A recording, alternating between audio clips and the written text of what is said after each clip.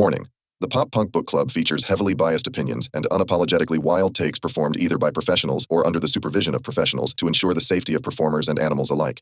We may sound confident, but our views are based entirely on personal feelings. Accordingly, the PPBC and the producers must insist that everyone attempt to recreate and reenact these stunts and activities. Join us at poppunkbookclub.com.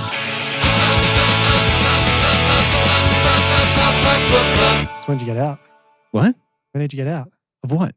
Hospital. Hospital. Huh? Your nose. Oh. Should see the other guy.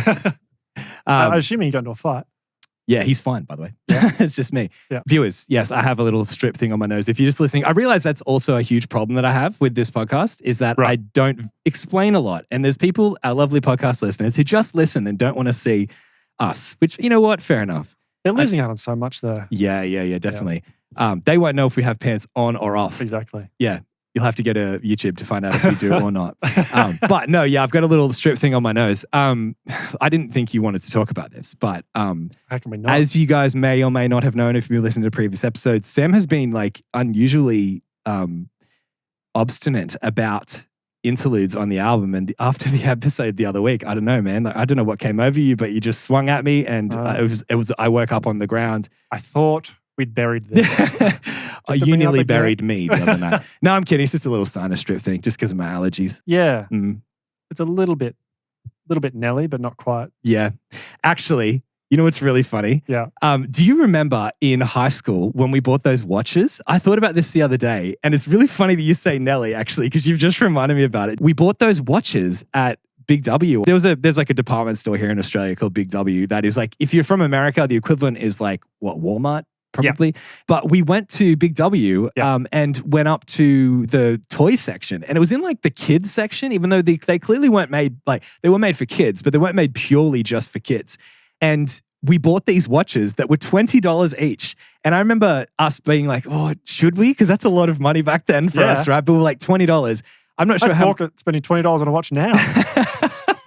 But the watches, if you remember, had the little infrared things on the top of them. And the gimmick about them was that they allowed us to send, or whoever, if you have two of them, you can send messages to one another. Like it only had to be like 8 characters or 10 characters How did I long. not remember this? I don't know how you don't remember it. I've thought about it heaps of times because you did one of the funniest things ever about it. So we tried to get them working, and they were like, they were fickle at best. You know what I mean? Like sometimes they work, sometimes they don't. $20. Exactly. But they had to, I think because they were infrared, like if something was like blocking it or whatever, the messages wouldn't send. Yeah. So we just thought it'd be sick because in class or whatever, we could just like send messages to one another. This is like pre. I was going to say, yeah. Well, we had mobile phones, but it was pre like, it was all SMS based. There's no iMessages, yeah. Exactly. And you had to pay for your plans and that kind of stuff too. Oh, I remember that. Like, and like if a text message was of a certain length, it spilled into 2 text messages. Right. And it cost you more. Oh, fuck. You got to use my minutes after 9 o'clock. You know what I mean? So I've got to call back because I've got my minutes. But we obviously wanted to find a free way to communicate. Just sort of like cheeky in class. Like 2 very like academic kids, by the way, like we weren't troublemakers, but like it's something we wanted to do in class. And tried a couple of times. And every now and then we'd get little messages through to each other. And it was the happiness that it was to see the other person receive it was like the best thing ever. You don't remember this at all? This is completely gone from my memory. I remember like in different classes, we'd send things back and forth. And if it actually worked, we'd be like, yes, because we're showing people like, look at our watches. It's like in The Simpsons where it's like, but only 2 of us have special rings. And they're like, yeah. I don't know. Weird reference. Everyone gets that cool. But there was one time that we were in the MPC at school and our principal walked in. Maybe we shouldn't say her name. But she came in and she was the new principal at the time. Yes. And she was very, I won't say strict, but the old principal seemed very easygoing and easy to get along with. She took herself seriously. She was very serious. She meant business. And she came and addressed everyone in the MPC. I think we might have been in year 11 or 12 at this point. It must have been late year 11 or 12. Must have been year 12 because we had our licenses to be able to get up to Big W. Yeah, okay. And that makes sense. Mind you, we're 17, 18 years old at this point. Yeah. That's awfully immature for yes. some of that. Yes. Very true. It also makes sense still. Absolutely makes sense. And if it didn't happen, I wouldn't have this cool story. But we're in the MPC and she came to address everyone to be like, hi, I'm your new principal, Dr. Blank. And, we're here today, blah, blah, blah. But she had a Band-Aid across her face, similar to what I have. And my watch went off and I looked down and it just said, Nelly, LOL. And I look over and you're like this, like looking back at me like over the chairs. Dude, that was so funny. That's one of my favorite high school moments ever, and you don't remember it. But I can't be making it up because you just said it's very Nelly-like, and that's exactly what you said about the principal, Dr. Principal. But I was going to talk about just quickly before we get into it. We've got the starting line today. We do. Say it like you mean it.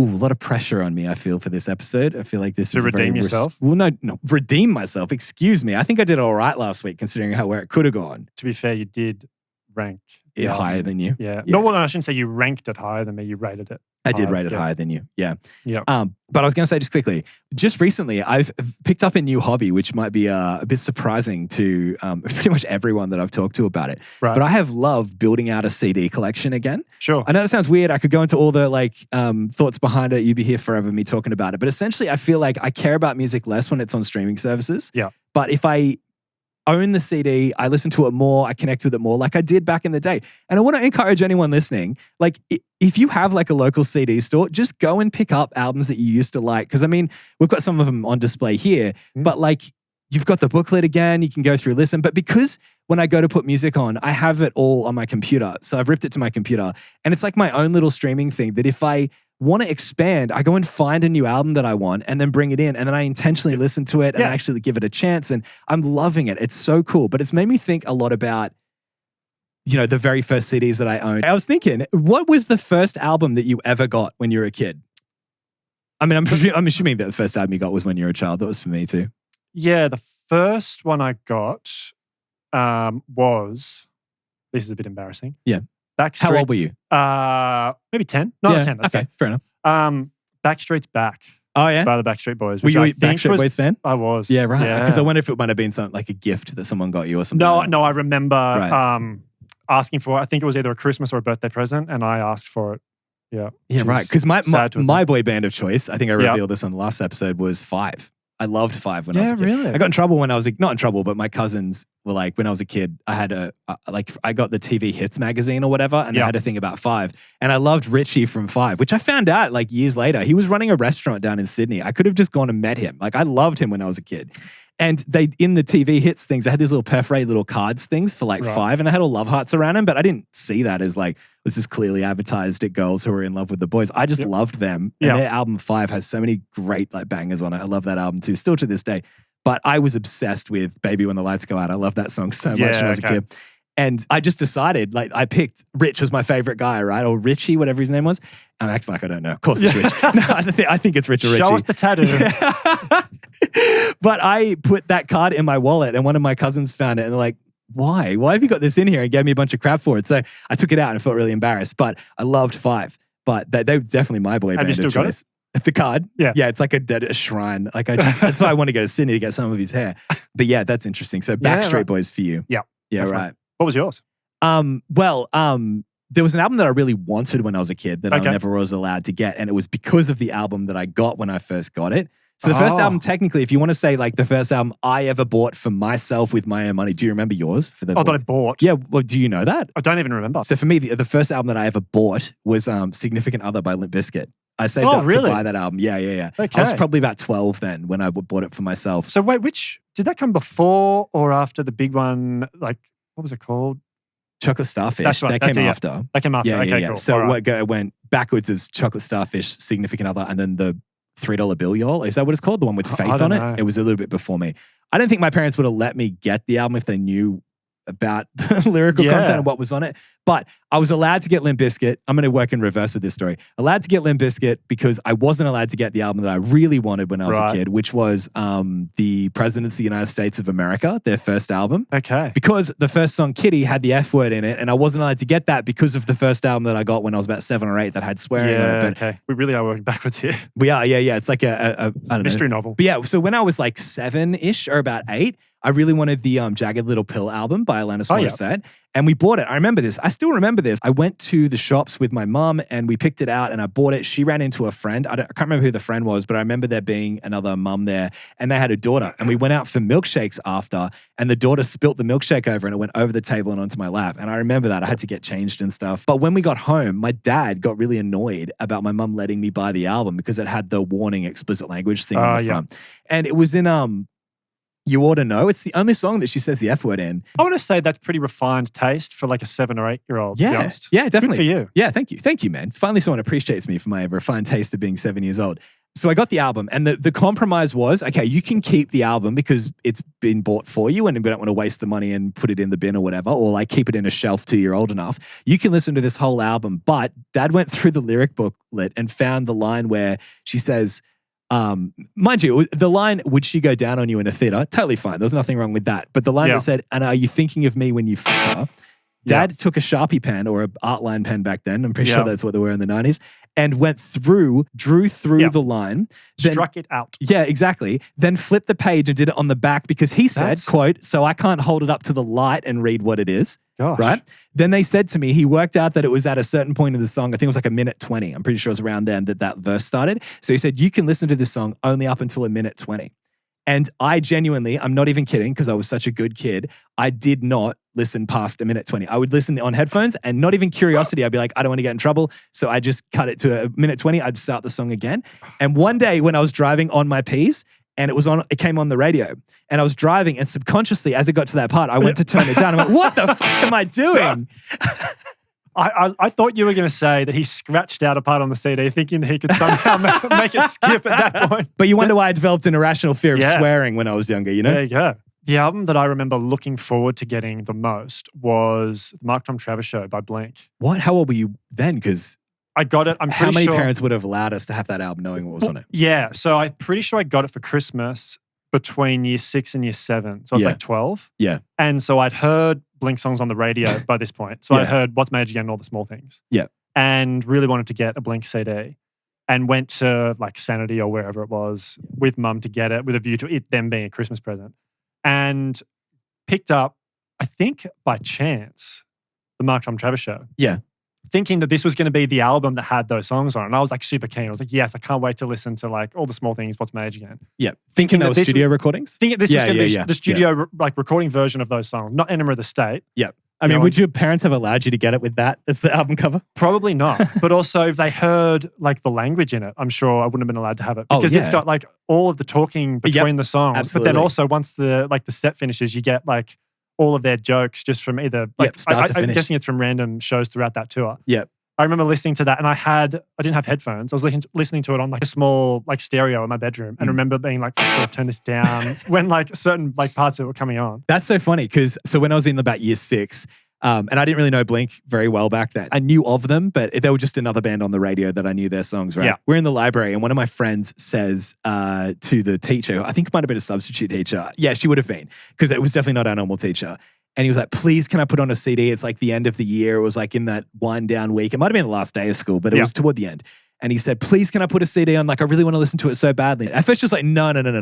And he's like, please, and kept pushing her. And she went, okay, what song is it? I'll consider it. He's like, I just want to listen to Damn It by Blink-182. And she's like, no, I don't want to put that on just in case. Like, because she's like, there's 12-year-old kids in here. Like, I'm a substitute teacher. I don't want to get in trouble for there being something being inappropriate.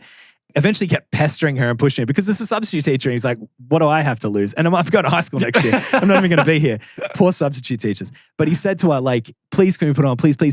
And she went, fine, okay. Does it have any swearing in it? I remember this. And he goes, nope, straight away, right? And then I've always remembered that like it does have swearing in it. Quite famously, Damn It has swearing in it. But at the very start, she went, okay, fine, we'll put it on. And the riff, take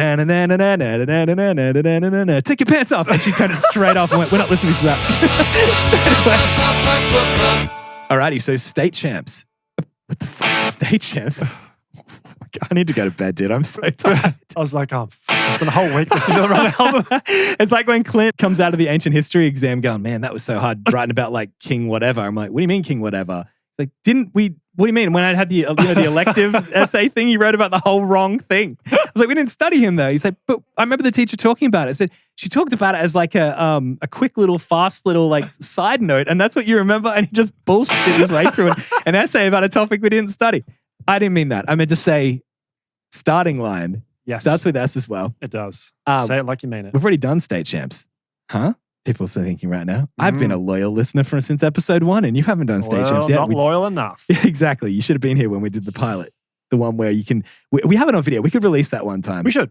Yeah. I mean, I don't know what's in it. We just tried to cancel each other. Yeah. The first 2 episodes. I think I did cancel you, like my first line, the whole thing. You did. Yeah. Yes, absolutely. So, Mm. I mean, maybe we'll keep that for the loyal listeners who won't take Yeah. it to the internet police who then can hand out the sentences. Yeah. But starting line. Yes. Say it like you mean it. Yeah. Lots of S's. Too many P's. Yeah. Now it's lots of S's. Yeah. How you feeling about this one? I feel I'm really excited to talk to you about this one Yes. because I'm familiar with the band, and there's a couple of songs from this band that I know really, really well Okay. because they were like songs that I was listening to when I first started listening to pop punk. Right. Okay. How How did you find out about them? Because I didn't know them at all. I knew the name, but only when you'd hear bands on stage. We'd watch those like bootleg, videos of bands being recorded on stage from like a handy cam Yeah. that we'd look for online. And sometimes it'd be like, oh, everyone give it up for the opening bands. And they go through, I'd hear the starting line there, but I didn't hear any of their music till we started listening to it. So That's really interesting. Yeah. That's why I'm really interested to hear your take on it. So how were you exposed to them? I'm not sure how I learned who they were. Yeah.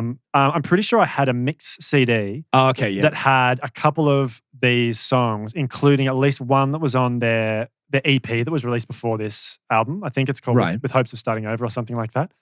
So I knew like just a couple of their songs, and I think that, to be honest, so Blink was the first pop punk band I got into, and then I think I heard Sum 41. Yeah. I think the Starting Line may have been the next one. Wow. Like, How do I not remember that? Because we were like we shared a lot of music together in high school, especially when we were all like fiending looking for pop punk bands to listen Well, to. see, the thing is, I had never listened to this album. Okay. So I had like I said, I had a mixed CD with like a couple of the songs on it. And I listened to those songs to death and loved them.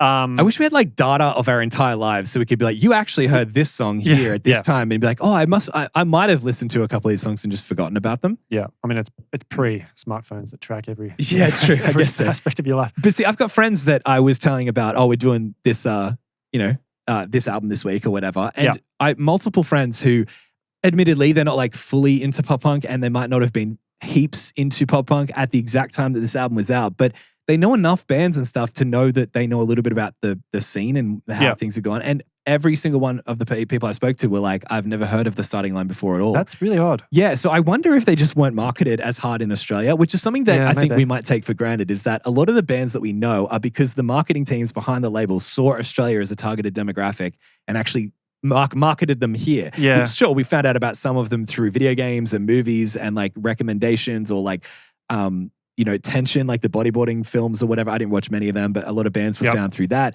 Skate videos, Jackass, etc. It was a big journey for bands to get out here to Australia. Some Yeah. of them loved making that, but I kept thinking that I must have missed the boat on these guys, that they came a bit later when I just, we weren't in high school. I was into a bit of other music at that point. I might Yeah. just missed them. Yeah, okay. And to be honest, the album to me sounds like it's from like 2007, 2008, because that's Oh, so really? much like what people were doing at that point. I had to keep reminding myself, this album was not recorded then, so stop thinking about it that way. Yeah. Like it's so ahead of its time in its sound because it sounds so much like what pop punk became rather than what it was in 2002. Yeah. So I get it why, now listening retrospectively, why people might connect with it so hard. I mean, you make a really good point because this feels like a really early kind of combination of pop punk with emo. Exactly. Like And- emo pop punk. Yeah. Yeah. That's how I And it's- think seeing it. And you can kind of, as you say, when you have to kind of stop yourself and kind of go, wow, this is actually released in 2002. You can see Yeah. how influential this album Absolutely. was because like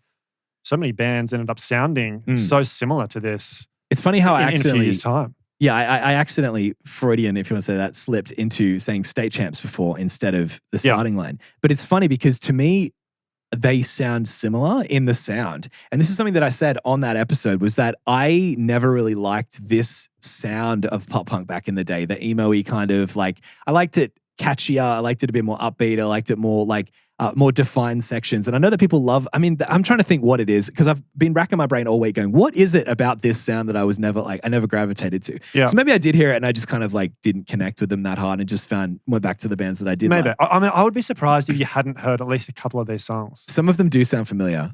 Yeah. But I don't know them that well. It's just Yeah. when you look up stuff online, people like, this is one of the greatest pop punk albums of all Yeah. time. And like Kerrang magazine said, if you don't know this song back to front or what album back to front, you're not a true pop punker. And like, Yeah. that makes me think it has to be a marketing thing because maybe they were marketed harder in America or something, but they were not in the collective consciousness like that. Which is interesting because they were on Drive-Thru. Yes. And a number of the other bands on Drive-Thru were massive here and were marketed here. I mean, Newfound Glory is the main one. Newfound Glory, yeah. Something Corporate, I didn't know them very well. I had heard of them, but I couldn't tell you any of their songs.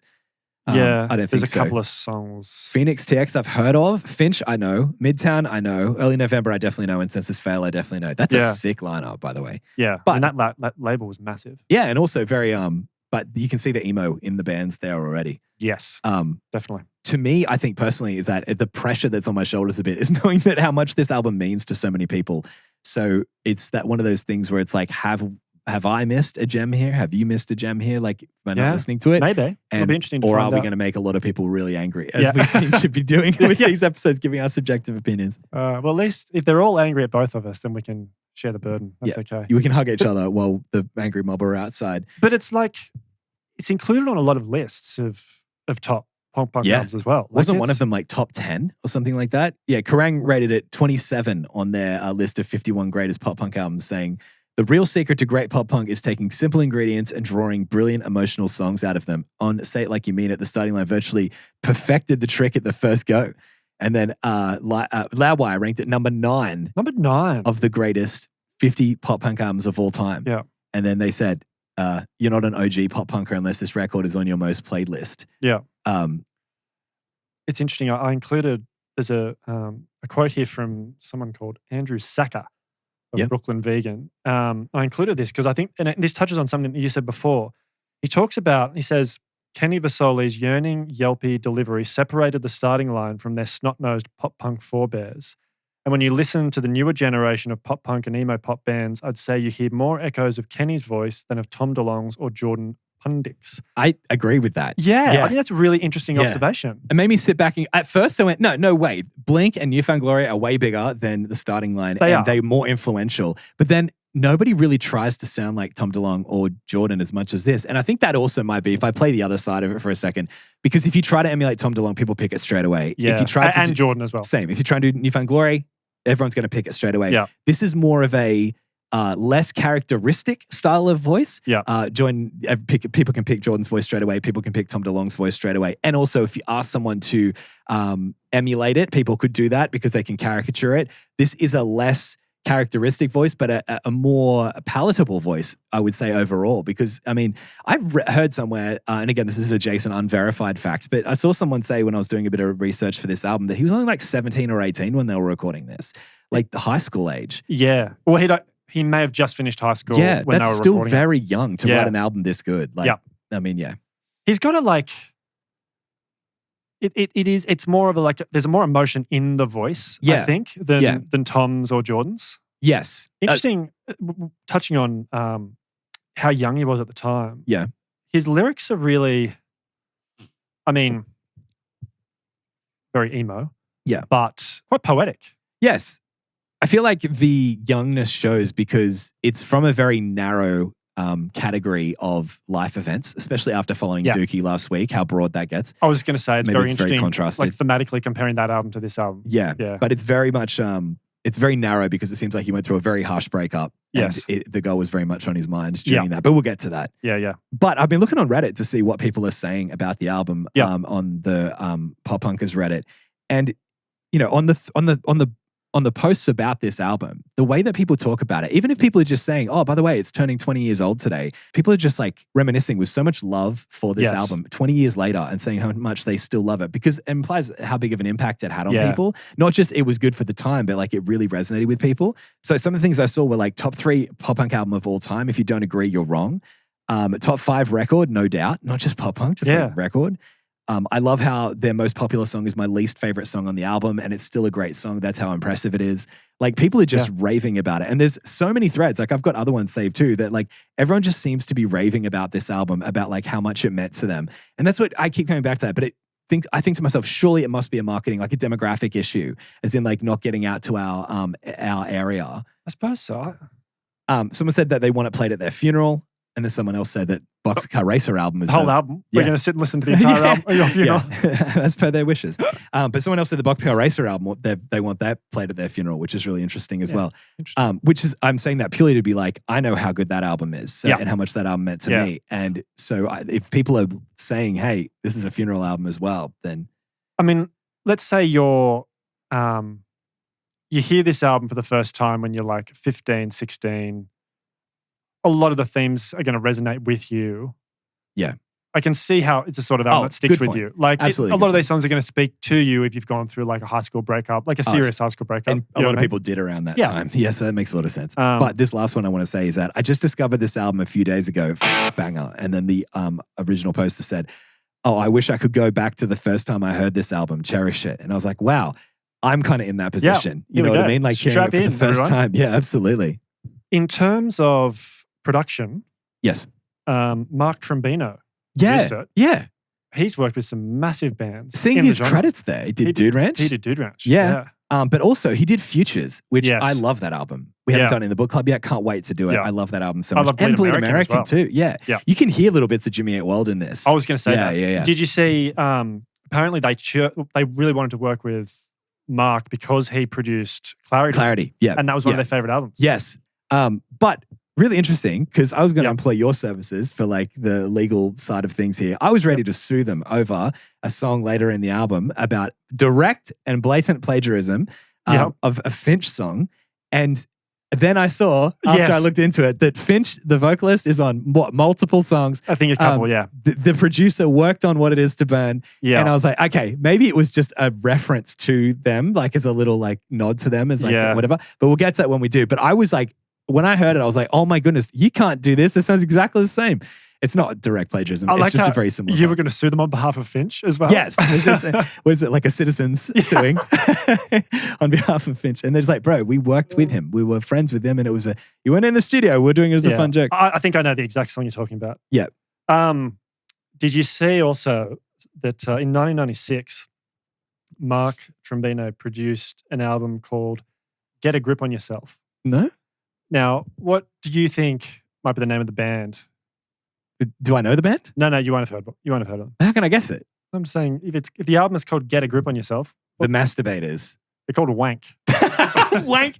What a name for like a punk band. I'm assuming they're punk because that's such a punk Yeah. name. Yeah, Wank. yeah. Could not find any of their stuff on YouTube. Oh. It's actually pretty hard to track down the All CD right. as well. We're going to have to try to hunt down the members and Yeah. individually message them. And I will make it a plea that on this podcast, mark my words, we will be listening to some wank. We will become wankers. I'm pretty sure I couldn't find it on streaming services either. Yeah. Like we're going to have to find the We'll CD try to do somewhere. it. We'll Yep. work it out there. So, I mean, if someone knows wank, if you are a wanker, a wank fan, please, we need to listen to this band. Get a Yeah. grip of yourself by Wank. Yeah. We will we'll make it happen. There'll be an ongoing investigation each week. We'll check in and be like, how's the Wank search going? You know what I mean? This podcast, this is not about music. This is a true crime podcast. This is I'm trying a to- true what crime happened? podcast. Crime What happened against to pop Wank? All right, up and go. Yeah. You thirsty? Got a little drink for us. Whatever, people. I could have. These sponsoring us now? Yeah. Sponsored this week's episode, sponsored by Up and Go. Such a dumb joke. Cost me $12.60, by the way, to make that joke. But I saw it at the grocery shop and I was like, oh, Up and Go. Kind of like the album we're listening to. I So should I have was known that you would have done that. like, oh, yeah. I saw them. I was like, I can't pass it up. Good pun. It's just Good like snack, by the way. It's a, what? Really? Yeah. I don't have them. They're like just milk and sugar, which is pretty much That's the cornerstone of any vitamins. good snack. It's actually, Like yeah, it's you're like a right. chocolate milkshake and a popper. What are you talking about? In a popper. No, that's his home in the primary school. Popper. Just a popper, please. What do we call these now? These? Yeah. Poppers still. Yeah, okay, cool. But like Well, when my daughter was 3, she's like, I'm more poppers. And I get you some poppers, but it's weird to say as an adult. Or a juice box, Americans call Well, them. yeah. A juice box. But yeah, they're like a liquid breakfast. I don't know exactly how nutritious they'd be. They've got a ton of vitamins in them and just sugary milk. Who designed this, by the way? Like, I'm going to design like a little box to put liquid in, which, like, if you squeeze it on like the wrong two sides, you get saturated. You've got to squeeze it on the right two sides. You've got to remember which are the right two sides to hold it on. It's like they're pitching that at the investors meeting. But If you squeeze it, it goes everywhere. Yeah. And like it will be in the insides. Will they be sticky? You betcha they'll be sticky. They can go. Mine can go up here because there's no way I can actually They're good. drink that without needing to up and go to the toilet. Yeah, true. Um, I'll keep mine there and go inside. Get parched. All right. What are you doing? That's not Oh, prime no, the positioning sponsors for aren't gonna be happy sponsors. about that. They're going to be happy with that at all. There we go. Yeah, good. Starting line album brought to you by Up and Go. But yes, Up and Go. What'd you give this one? Crown. Same. I gave it a crown as well. This is such a crown. It's a very, isn't it? Yeah. That's the best description. This is such a crown I was song. listening to this. I was like, what's my rating? I was like, no, this is just a crown. Don't Yeah. even question yourself. It's such a crown song. This is such a newfound glory song as well. Yeah, for me. good point. Like musically, I should say. Like Strap in, 'cause- vocally, it's not. But Yeah, strap in because this whole album, I'm going to tell you now, I have so many notes of this sounds like this band, this sounds like Yes. that band because I think they actually went on to influence so many bands. Oh, totally. And he can hear their music in them. So disclaimer, when I say that, I'm not actually saying, oh, the starting line have just pulled from other bands. No. I'm saying, look at the bands they've influenced Oh, because I can 100%. hear them in this. Although I think Newfound. They would have been around at that Yeah, time. so they may have been influenced a little bit by Newfound. Yeah. Not that they've copied them or anything, but Yeah. it is this song in particular. I love it when songs have like a pre-chorus that just takes the song. Yeah. Like just completely takes hold of you. And in this one, for me, like that pre-chorus where it's like, Yeah, why did you say this feeling has to stay, left me to wait for so long? yeah, It does exactly what a pre-chorus should do, which is set the chorus up perfectly, Yeah. like an alley-oop for a slam dunk. oh, 100%. Because it's like, it's just short enough that it doesn't slow the song down, but Yeah. it really boosts you into the chorus. And Yeah. it's just like, And it's super catchy. The chord progression in that part is awesome. And slows down before the chorus. It left me for so long. Into the Yes. chorus. Like Yeah. it does a really good job there. I did find the first chorus, interestingly, a little bit of a letdown. Okay. Because it's sound-wise, it kind of drops back a little bit from All that right. pre-chorus. But then in the second chorus, when they come to it, then I find it's louder. Okay. I didn't pick that. That's Yeah, interesting. interesting. Now I won't Okay. be able to unhear it. Thank you for that. Ruined it for you. I just think this is such a great opener as well. Like we haven't, like every album's been like such sick openers. Like Yes. there's not been a song where you go, ooh, I don't know why they picked that one. Yeah. But what I don't get is why wasn't this a single? Like the songs that they chose to be a single, Yeah. I think this is more single worthy than the songs they chose, which I know to a lot of people, they'll be angry hearing that because they're like, no, those are the greatest songs. That's why they did so well. Sure, great. But this sounds poppier. It sounds more radio ready, especially for that time. Well, I would say that in relation to Leaving. I'm not 100% sure that Leaving was a single. Okay, I included that in the document because I've seen conflicting sources about whether that was All a right. single. fair enough. Maybe the listeners. Yeah, let us know for sure. can correct us. Tell us inform us about these albums. Yeah. And I'd love that too when we can get a community going of like people where we can chat about it. Those who like the albums can tell us why we should like it. Yeah. You know what I mean, to provide external context. Yeah. So I've included Leaving as one of the singles in the document. Yeah. I'm not 100% sure that it in fact was a single. Right. But I agree with you. I would have picked this song as a single over that one for sure. Yeah, definitely. I think it's so catchy and so good. I think that Yeah. if you didn't know the starting line, this would be a great song to be like, listen to this one.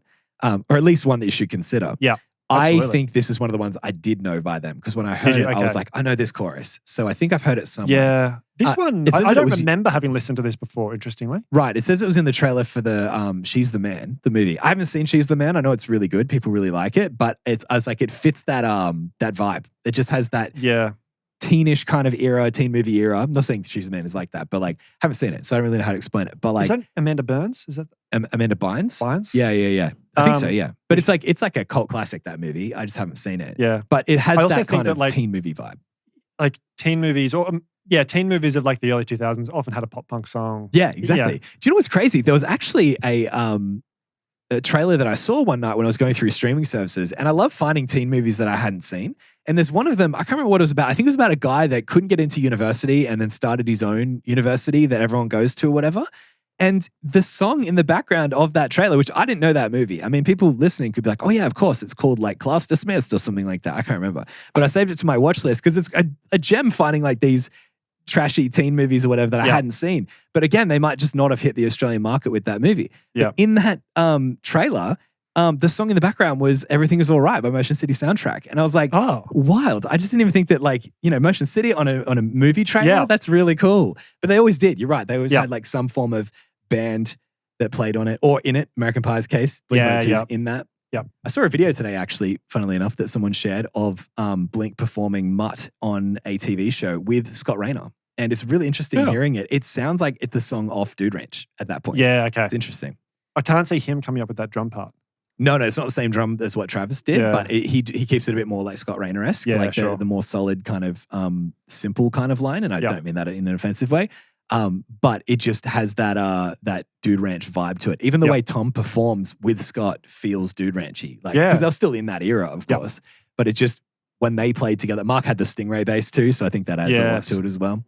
The lyrics are a little bit more emo than what we heard on Dookie last week, which was a little bit of a surprise to me when I first put it on after listening to Dookie so much. Yeah. Checking this on, first song I hear. But as you said, this is, we're looking at a whole different project here, and this is obviously going to resonate a lot with high school teenagers, which I would have loved this album when I was in high school, I think. I would have loved this song. Absolutely. I'm surprised we didn't. Neither of us had it. It would have taken for someone to get the CD and to be like, I got it, it was really good, for us all to go out and buy it. Yeah. Because I know people go like, oh, sure, you probably burnt it. But we didn't really burn CDs for each other. I think we did mixtapes for each other of like a couple songs that we liked. But we usually went and bought our own albums that we liked for our own collection. Or for me, it was you'd have the CD sleeves in your car. But it'd just be like full of CDs without cases, and over time, you'd accrue some from other people. Absolutely, you'd lose yours. Kale would end up with all mine. They were scratched. Maybe they didn't get stolen. You just never had them. But I really think that this sound for the whole album, but this is just my notes listening to Up and Go, was that my note was that I feel like this sound would have influenced so many bands in like a split way. So like, yes, you could pull half of that out and it influenced pop punk. Absolutely. Half the album influenced emo bands. Yep. Like it's the bands that ended up coming later obviously saw within this band the elements they liked and then grew upon it. But to me, this sounds like this album could have been out in 2007, 2008. Yeah. Like just in that like the emo kind of golden era where there's pop punk bands singing about love in this kind of way or whatever. I really kept thinking this is like, it has to be a late or mid to late 2000s album. It's like, no, this influenced all those albums. Yeah, and sure. like at what, in the teenager-ish age? Like, now I'm getting why people consider it to be so influential. Yeah. I think, like in terms of the ratio, I think the majority of the bands that drew inspiration from this album would have been those more emo style bands. Definitely. Than straight up pop punk bands. Yeah. Well, I still think they would have drawn their inspiration more from Blink and Newfound. Yeah. Well, then you have bands like Finch, obviously, that are very involved with this band and seem like they were friends with them. And they were quite emo. So like maybe like emo bands are looking at the starting line being like, they're really cool, Yeah. But again, this is the thing is that they don't shoehorn the emo in like a lot of other bands do. Like when you hear their albums, because emo was obviously trendy. And I remember being in amongst it. People wanted screams in their band because that was cool. And a lot of people really shoehorned it in. We listened to like the 8 years ago, I remember when, back in like 2020, when we listened to like the first Fall Out Boy album, with the screams on that feel very shoehorned in because it was trendy. But even when they do little bits of screaming in that here, it's like they don't have to because their music's naturally kind of emo-y anyway. Like it fits better. But I don't know. I think... Was it trendy in 2002? No, I think it was coming in then. But what's really interesting though is that I... years ago, got given a CD of, just to borrow, of Below Par, which was a label in Australia that used to be the Australian representation for like a lot of emo bands. They were like brand news label in Australia and stuff. Yeah, okay. And so they used to release, like Punkorama, like I don't know how often Punkorama was released, but Caddy of the Year came out every year or so. I think it was every year. And they had Below Par Caddy of the Year, and I think everyone had like 2 CDs. I ended up buying a whole bunch of them off eBay to add to my collection. But one CD was all Australian bands and the other CD was all international bands. And they represented Sum 41 as well. Like something with numbers, bands like that as well. Right. But listening to Caddy of the Year, so many bands in like number 4, which I think would have been around 2002, 2003, were like emo, screamy kind of bands. Right. And listening to that is really kind of crazy. Then you go to the American bands that were like obviously way more polished, way better recording quality. They had more label money behind them. And you had like songs from like Does This Look Infected on there and stuff like that. Yeah, right. Okay. Very, very, very cool. Yeah, so anyway, that was like, it's really interesting to see that. But yeah, obviously bands were very much into emo screaming stuff at that time. Even in 2002. Sure. Yeah, definitely. Yeah. Given the chance. Given the chance. If I was given the chance, I would rate this great. Me too. Oh, well done. Oh, we're on track. Oh, well done. Congratulations, you got it right. Yeah, exactly. Guess what is Jason thinking? No, I'm trying to say we're trying to find the episode where we're in line with all of them, and we're still on, which is really good. I don't think it'll happen on this album if I had to guess. This wouldn't be the one. Oh, but is there we'll a see. controversial take coming up? Oh, Have no. you got a long view? All right. I say this is a solid, great song. It's got that pop punk kind of like when people rip on pop punk music about, pizza and with my friends and I'm trying to leave my town. Like, I think they're exaggerating, but this has that kind of vibe about it. Not in that way, but the idea of like, I'm loving being in a band and being on stage and performing for everybody and stuff. Yeah. It's a song about being in a band, which is quite meta, but very cool. So the lyrics, I think, are a little bit corny, but like, I love the In sentiment. a loving way. Yeah. It's a guy who literally is living out his dream. Like one Exactly. of the lines is I'm living out my dream. Yeah. And it's like, you can tell this guy is. And if I was him, I would have been as well. Yeah, absolutely. Yeah. That's like the teenage dream. It's Yeah, really funny 100%. then like looking at bands like that being like, oh, I'd love to be doing what they do. But then you Yeah. see how good you have to be at that level. Yeah, Even for if you sure. were a good band, Yeah. you have to be at this level, you know what I mean? Yeah. To be like taken seriously. love- Got me in the second verse. Why do you think that is? The D The beats. D beats come in. That's my thing. Is that you're a slut for, what is it? Efficiency? I am one for D beats. That is for sure. One of my notes is D beats in the second verse elevate the song heaps, brackets, J. Yeah, 100%. Look at mine. Everything I write in lowercase, but got me in the second verse. And then 3 exclamation points. I love when songs just crack into unexpected D beats.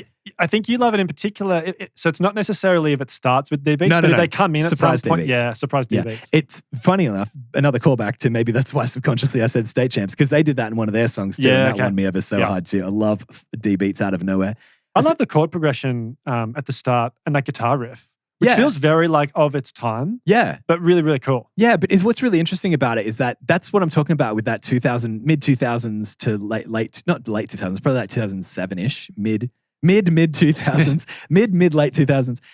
This kind of sound, that type of riff you would hear all the time in like local bands, all that kind of I was stuff. gonna say Everyone that- will be doing that kind That of riff stuff. to me sounds a little bit earlier, like around the 2000, 2001 All right, mark. okay, Yeah. interesting. But I would just hear a lot of local bands when like my band would play and they do similar riffs to that because Yeah, they were okay. just late on something. But Yeah. I mean, no wonder people would have heard this and be like, oh, not many people do riffs like that. Yeah, That's kind yeah. of cool. This is one of the songs that I would sit there and it was so frustrating because I'd be sitting there going, what does that sound like? And I remember sitting at my desk like a couple days ago, sitting there going, it sounds like a song and it's driving me crazy that I can't figure it out. And so many moments like that on this. Yes. In I the had a line- couple of those as well. Yeah, well, I'd love to hear what you come up with because that's one of my favorite things about the book club is when we're like, did you hear this Yeah, band in that? Yeah. In the part where he says, all this time I'm living out, that reminds me of something. And I think it might be Acceptance. Do you remember Acceptance? Yeah. Yeah, it's that melody moves a lot like an Acceptance song. Yeah. And I was like, that, I don't know. To me, I was like, I think it's Acceptance that I'm Yeah, hearing okay. there. So I was wondering if you had heard that. I didn't pick that up, no. All right.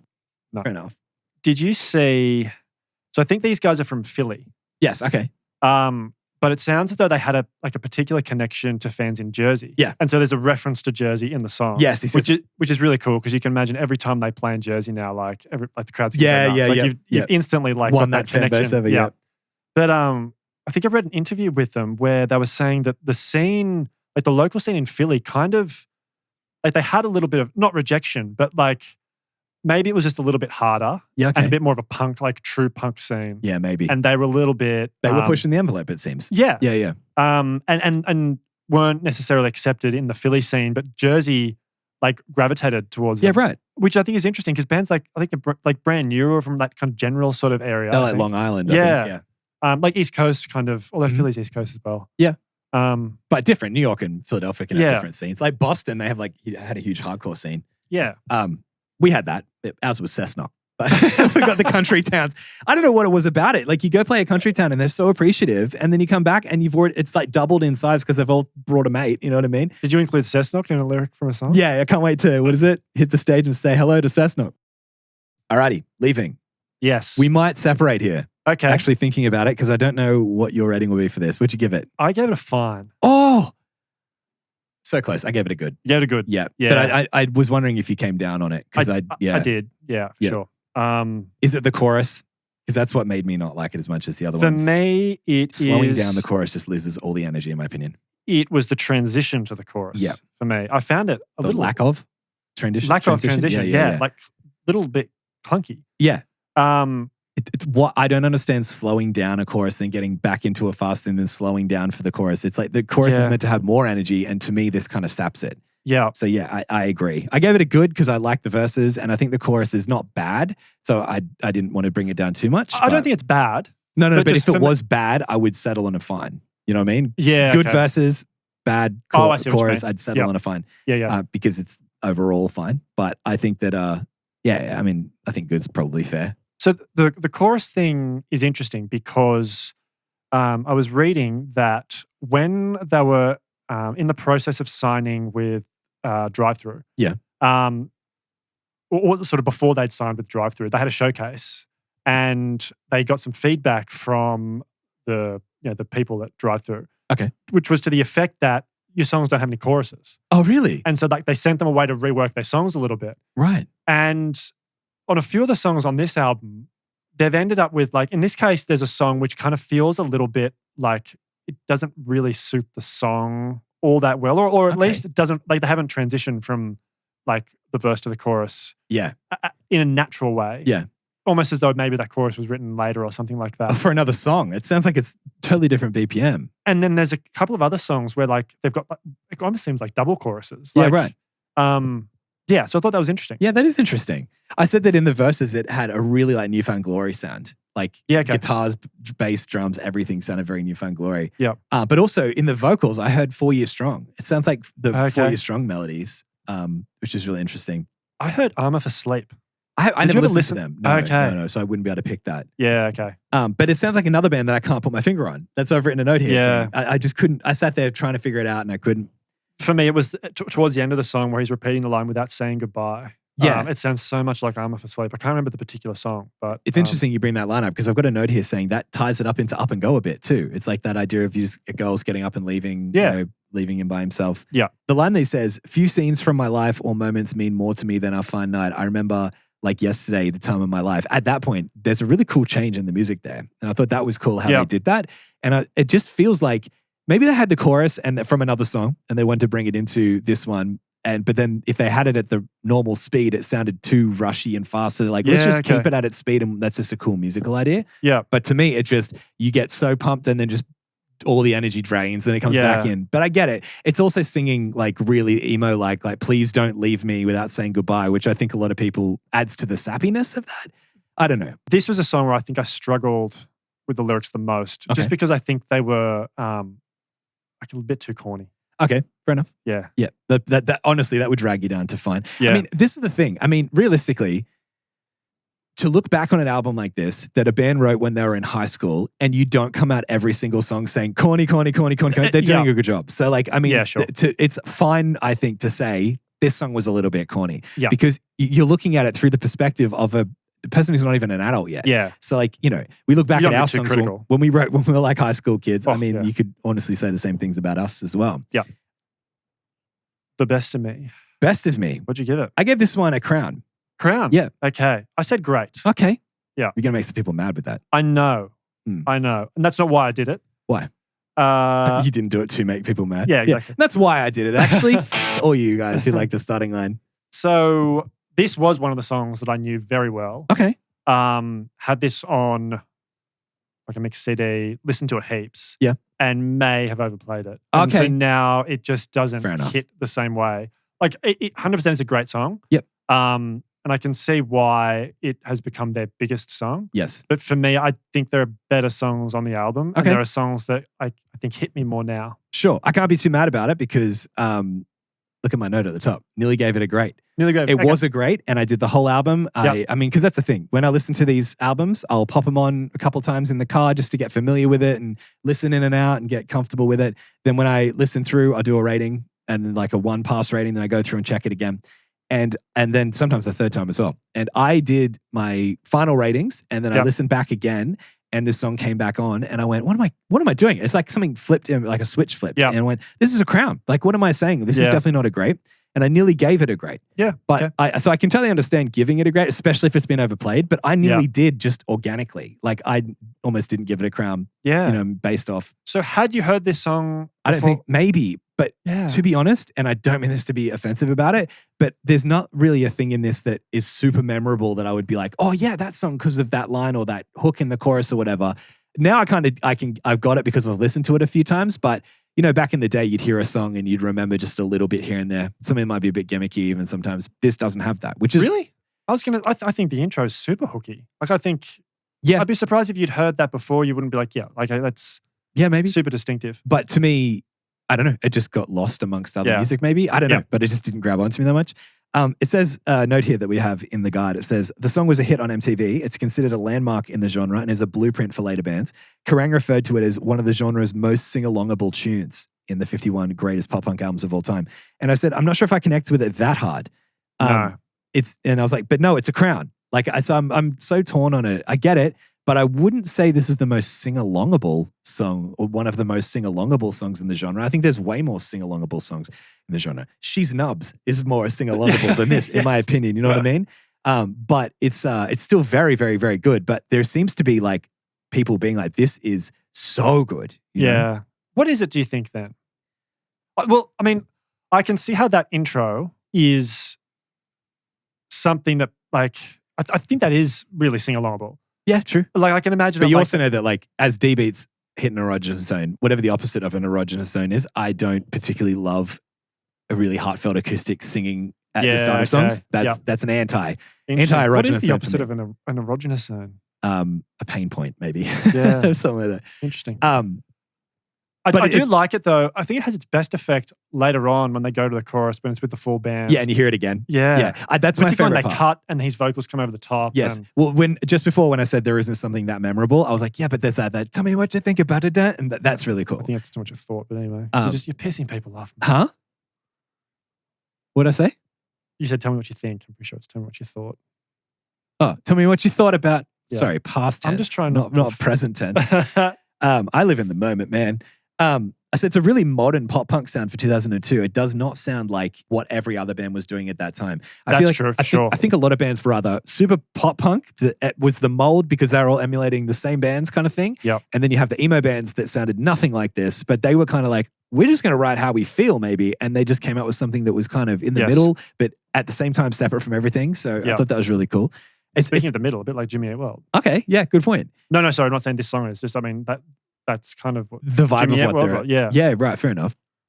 I said it's a cool, catchy summer song. Yeah. Yeah.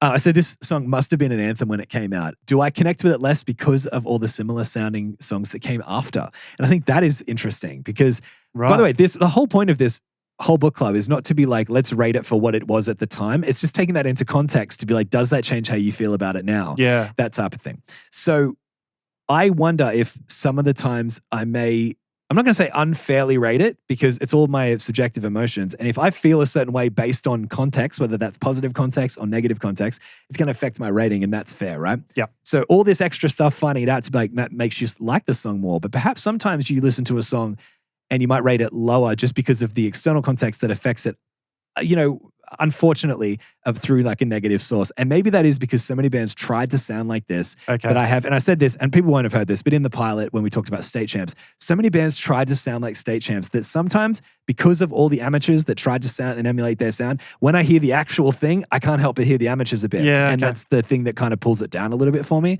So maybe that's influencing my ratings. The other thing could potentially be that if you'd seen that, it was such a big song, like from having looked in the document, for instance. Yeah. That maybe your expectations were higher than, True. But then that again, I it's lived up like, would someone who, I feel like we should just call this the Blink-182 thing because we always just end up coming back to Blink. But would someone who considers this to be one of the most sing-alongable songs of the genre, would they consider something like Rock Show to be sing-alongable, or would they be like, that's so plasticky and pop? Because I get it, that's so four-chord and so cut, dry verse, chorus, like it's very nursery rhyme-esque, and that's what Blink-182 admittedly say. They tried to think of their songs like nursery rhymes. Yeah. But this has more soul to it, absolutely, than like Rock Show, for example. Yeah. But would they, like, is this just like, no, this is more sing-alongable than Rock Show? Like, because if this is one of, or would they say, oh, well, it's one of, there are other songs that are that. They're not saying this is the most But sing-along. these songs in my mind are so separate that there's so many songs in between this song and Rock Show, for example, that it's like, why is this up there with Rock Show? That's what I want to know. I just think, If it is, people might just say, no, it's better than Rock Show because this is more honest and authentic and emotional than just singing about liking a girl at a rock show, and it's very like cheesy and throwaway, Yeah. which I get that. I'm not saying I don't like Rock Show. Rock Show's a banger. Isn't the person that said that though? Like they're just talking about the vocal hook, really. Like I'm talking about all the it's- Reddit comments and stuff too, where people are talking about how much this album meant. And I'm assuming that, Oh, I like, see what you then mean. again, one person Yep. said their best song is not their favorite one. That's how Yeah. good the album is. So maybe Yep. it might just be what they pushed. You know what I mean? Yep. Might have brought people into the band and people Yep. go, well, we consider the album more broadly. Yes. Yeah. I mean, I share that opinion. Like I think it's a great song, but it's not my favorite song on the album by any Okay. stretch. Yeah. Right. Okay. Alrighty. So A Good Night's Sleep. I said great. Great. Okay. I gave this one a crown. Did you? Yeah. Cool. I maybe considered a flame. I'll talk about that in a sec. Yeah, But nice. like I loved this song. Yeah. To be honest, next to Up and Go, this was the next immediate crown for me on this album. Was it? Yeah, Yep. yeah. Cool. Yeah. Such a different feel, isn't it? Yes, Slower, absolutely. half time. Yep. Just the chorus to me is just so sick. And when I Yeah. see people talk about it, and I looked up a couple of live shows. I'm really liking doing that, by the way, with the bands that we Yeah. listen to. Looking up live shows of the era that the album came out in. Yes. So seeing what they play live, how they perform it live, and all that kind of stuff. Yep. In this one, I looked up a couple of sets of the starting line. Did not expect them to have like the frosted tips and the Macbeth shirts on and stuff. Yeah. I just don't imagine them like that. Because again, I'm assuming mentally, I'm picturing them as a band that's 5 years later than that. And they Yeah. not Dickies and that Yep. kind of pop punk stuff. They're very Yellow Card era and Yellow Card-esque on stage. Also, the singer plays bass. I didn't know that till I saw them live that's as well. right. Yep. But I didn't see this song in their set, and I watched a couple of sets. And also, when people talk about it, they don't really reference this song. But I think this is a magical song on the album. Yeah. It's an awesome song. It's really 100%. cool. I love the octave riff that he does. Yeah. Reminds me a little bit of Handle This. Oh, At some yeah. point. Good point. Yeah. West 41. I think They the do bridge, a lot of that sort of stuff. Like the guitarist does a lot of it in this. Yeah. On the whole album. the Love it. octavey kind of Yeah. riffs. Yeah. Well, in the bridge, they do that really pretty like guitar stuff. And it reminds me of Jimmy Eat World. Like it's Okay. super Jimmy Eat World-esque. I was going to say it's a bit of a Mark Hoppus style bass riff. Oh, yeah. Where it starts going the do do do do do do do. Yeah, the fifths Yeah. on the thing. I nearly considered this being a flame, right? Yeah. So when I put it on, I was like, I just was so into it. I was like, oh man, this is really hitting me in the feels. Like I really like this song. And it's thematically, it's quite similar to their other stuff. It's a lot Yes. about sleeping over and you leaving early, but you can sleep in your own bed and that kind of stuff. Yeah. I don't know. I didn't connect with it so much over that, but I feel like out of all of the songs, this is the one that pushes that emotion the most. I think this is one that's Yes. very in line with what he's trying to say with the feelings, rather than a upbeat, poppy, happy song about it. Yes. This is just you That's can a good hear his point. soul in it, and the way that the harmonies come in underneath him at the certain points and it support him and just lifts. It's like reminds me of Only One by Yellow Card a bit. Like the really big chorus that kind of lifts it up and he kind of like gliding on eagle's wings when you're listening to it. Yeah. Yeah. Very cool. point. So I thought it was going to be a flame. And what I Yep. did is that I loaded up my flame playlist that I have of all my songs that I've rated as flames Okay. and started skipping through it. And within, a few seconds later, if you just do the instant cut in a movie, I'm in my room with my guitar on, jamming out to songs, like singing them heaps loud just because I couldn't, every song I put on, it's just, I was like, flame, oh, this song's so good. I love this riff. I'm going to go get my guitar and play it. And then I just went through and I just ended up getting distracted by how good my flames were. But that also reminded me, I was like, okay, this song doesn't, for me, exist amongst Yes. this company because Yeah. every song just made me get my guitar out and be like singing at 10:30 at night to Yeah, myself. I just loved it so much. So then I'm getting distracted by all the bangers in my flame playlist, but that it very much made me go, no, I think this is a really, really good crown. But if someone Yeah. said to me, you know what, Jason, I think you're speaking the truth, man. Everyone, like a lot of people don't talk about this song, but that song's special and that's a flame to me. I'd be like, "Wow, we get each other. You know what I mean? Because I get you, understand where that comes from. I feel like we need to share the flame playlist. Yeah, we should do that. We should Yeah. have our own. I mean, admittedly, some of the flames are from albums we haven't done yet that I just know I would Yeah. rate as flames. Yeah. Because I've done some of this rating stuff just when I hear songs or know albums and stuff, which is Yeah. great though, because actually when we go back and do it properly, I put way more effort into this than I did when I like roughly rated some Yeah, songs. yeah. So I'm much more sure about it, and also hearing albums I haven't really heard before. But yeah, I would love to do that, to be able to have our own personal. The Pop Punk Book Club playlist. Well, we should have one that have all our crowns and flames in it that we've given. Anything that crown or a flame makes the Pop Punk Book Club Yeah. playlist. And then another one, all the bad songs. Oh, that's funny. Imagine that. Every band that's on that would have nothing to do with us. Yeah. But also, we should have our own personal flame playlists and stuff. Yeah, That'd be cool. I feel like this song was one that had a massive influence on a lot of the more emo style bands. Yeah, but this is the song I nearly filed a lawsuit about because. Oh, this is the Yeah. Finch. Oh, Yeah. no, this is not the one for me. Oh my goodness! I know did this has a scream. No, it's not screaming. It's not that part. This one has a scream, doesn't it? I mean, no. I'm trying to say that's not the part That's not the that part. I'm Okay. hearing in it that I was going to file a lawsuit interesting. for on behalf of Finch. Yeah. I said I nearly filed a lawsuit on behalf of Finch, but then I saw the singer is in multiple songs, and the producer did the Finch album, and that's where the similar song is from. Yeah. The verse to this, it's the same drum beat, which is like so kind of unique to it, almost similar to doing like the Feeling This drum beat. It's so close to being What It tied Is to to that song. Burn. What It Is to Burn. Yes. And it sounds exactly the same. And when I figured that out, I was like, oh my goodness, you can't take that dun, dun, dun, da, da, dun, dun, dun, dun, da, Yes. da, with the chords over the top of it. It sounds 100% like the verses in What It Is to Burn. I didn't pick that up. I Right. didn't, that until you mentioned Finch. Yeah. That didn't occur to me. There is another song on this album where I was like, that sounds like a Finch song. Yeah, right. Okay. Because That's not this that one. is what I looked it up, and I think the Finch album came before this. Did it? I mean, Okay. I obviously, thought they were recording them at the same time. oh, maybe that's it. And they just were like, oh, we've both got a cool idea for drums. And so I was yeah. like, oh, Maybe the drummers were hanging out and jamming. Yeah. And it's like we're the same shirt. Well, one of us has got to change, and like, Yeah. neither of us does. But yeah, I mean, it's just to me, I was like, that sounds so much like What It Is to Burn, which is a Yeah. Flame song for me. I love that song oh, so that's much. an amazing song. Yeah. So Yeah. like it's so when I heard that, I was like, you can't do that. That's so close to What It Is to Burn. It's too close. But as I said, once I saw how involved they were, it's like it has to be a reference to them, or it was something. Or it just happened organically, like because Yeah. they were jamming together. It was a and- cool feel that they found. It would be like Yeah. saying that like a metal band is stealing from another metal band because they both kind of pulled from the same rhythm or something Yeah. like that. I don't know, but it just sounded very close to What It Is to Yeah. Burn. I thought this sounded like the Ataris. Okay. Yeah. Yeah, right. I Okay. heard them like, I haven't heard about the Ataris in ages. yeah. Yeah, right. Used to like them a lot. I never listened to them as Love much them. as you, but I thought they Yeah, were pretty okay. cool. I said another song that unexpectedly influenced emo bands that came later, but I would never have guessed that the starting line would be that band to influence them. Yeah. Like if you spoke to a lot of the emo bands and they say, oh yeah, the starting line influenced us. Yes. I just wouldn't expect that. Yeah. Yeah. That's a good point. Very cool. Alrighty, so Almost There, Going Nowhere. I said great. Yeah, same. I said great as well. Yeah, cool. Yeah, Love the energy on this song. absolutely. Great contrast to the last song too, which is a bit slower. Yeah, it brings you back up after yeah. the slower song. Yeah. Which is really cool. I love that they didn't put the last song as the last song on the album. You know what I mean? Like the finished with the big epic yes. one. Like it's cool Yep. being in the middle. Yes. But yeah, it's really cool to kind of pick it back up after this as well. Yep. I said it's such a Census Fail vibe in this song. Like, Interesting. melodically, the way that the guitars kind of work, it sounds Yep. very Census Fail to Yeah. me. Yeah. I've got another song on the album that reminds me of Census Fail. That's interesting. Yeah, same. Another one too that maybe we'll have the same one, but I Okay. did hear it in Yeah, another right. song as well. For me, this song reminds me of Reliant K. Oh, Reliant K. Yeah. Wow. Yeah. That's a good one. Which is weird What about because it? Census Fail and Reliant K are not. Very different. yeah. Yeah. By the And way, I find it interesting that you thought this one sounded like Census Fail because it, to me, like Census Fail, I think darker, more almost minor sounding, yes. whereas this is I think vocally, the way he Vo- like oh, the way okay. his melodies move reminds me of is his name Buddy from Census Fail? The What? the lead Might singer be, of yeah. Census Fail. Yeah. By the way, he has one of the best voices, like sounding voices. No one sounds like him. the Census And- Fail singer. yeah. And it's yes. just it's so emotional, and no wonder they did so well. Yeah.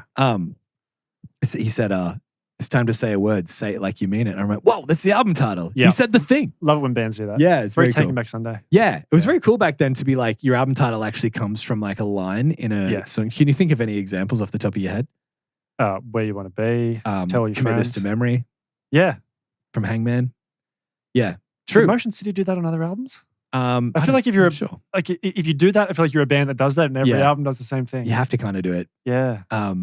It is cool when you do that because then you have so many lyrics to pick from that allows you to pick something that is referenced to it.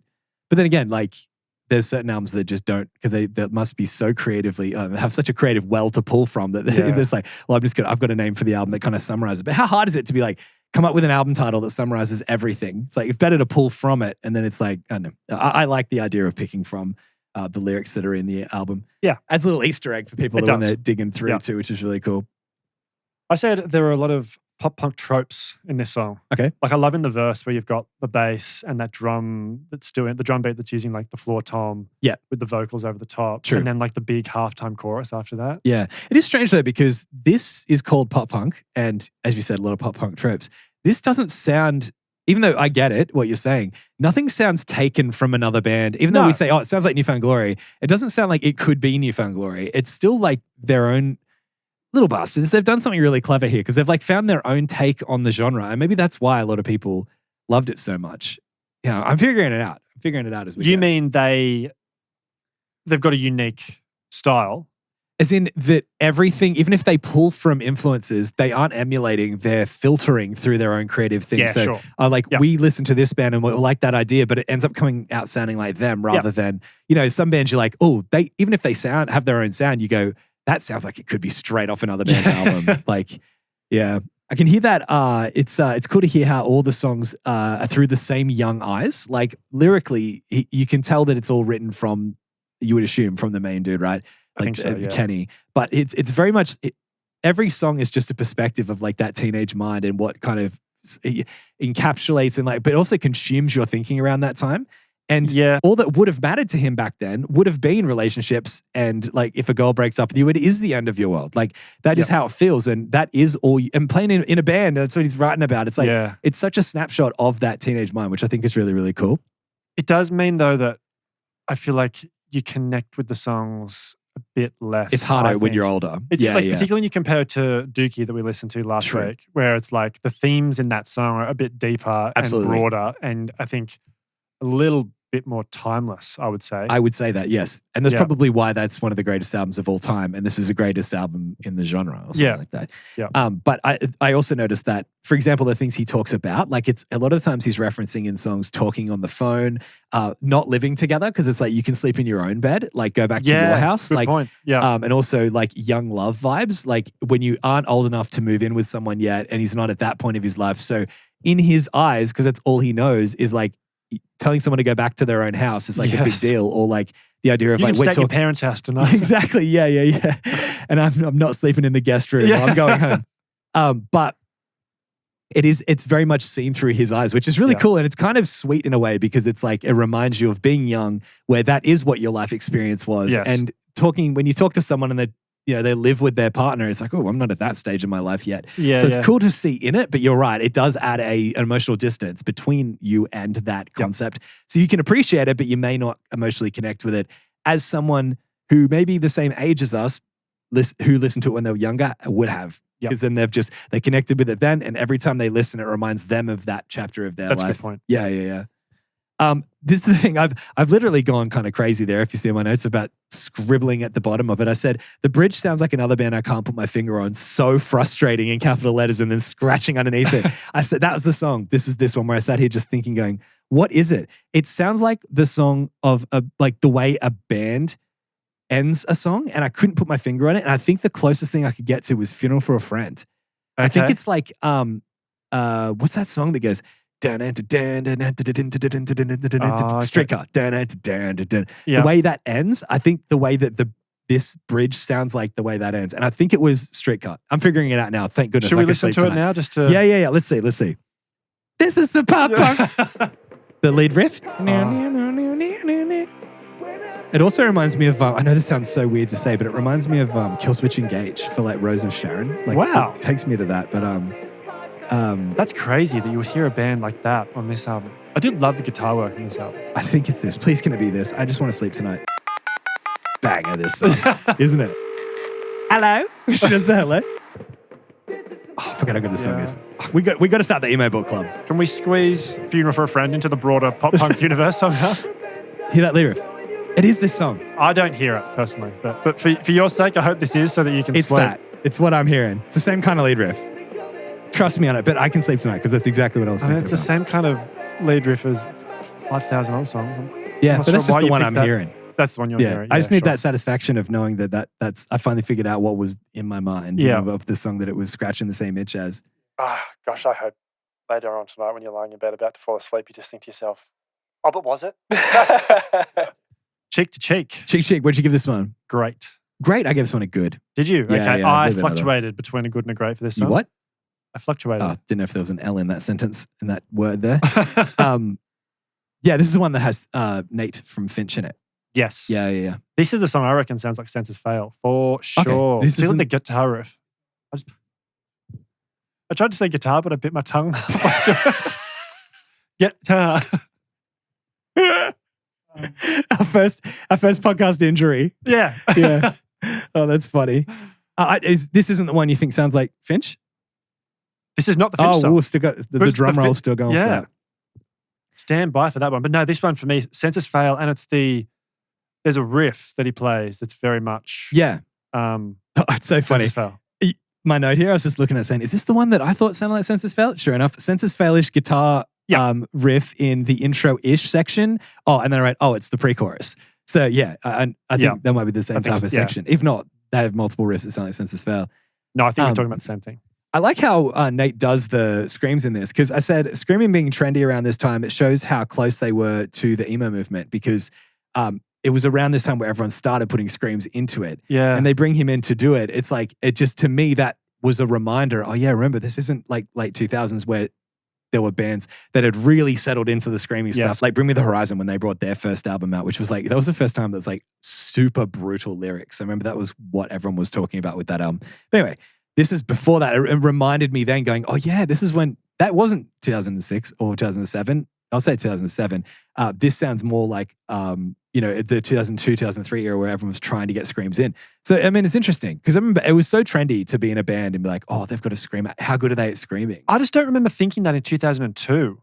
For me, it felt more like a 2004 type thing. Yeah, because we're in Australia and everything came out late. Yeah, maybe. But also, this is kind of like the people pushing the boundaries first. I guess so, because, those Below Par records, like they're 2000 and, that was year 9, I remember I got. Or maybe year 8. So I was like 14, 15. So what's that, 2004, 2003? Yeah. Yeah. So around that time, that's when bands were already doing screaming with pop punk. So we'll, but it's very emo, this one. Yeah. I can see that. I mean, I think this song's super interesting. Like the way it starts with those electronic drums. Oh, yep. And with the like Digitech kind of. At first I was kind of like, is this a little bit amateurish? But I don't think so. I think it's just like they're going for that sort of sound. Yeah. But then this is another one that's got a really weirdly placed or weird transition into the chorus. Yeah. So this is the one that's got the chorus where it's got a line where it's like, I'll meet you at 7. Yes. I love the melody in that. Like I love that section of the song.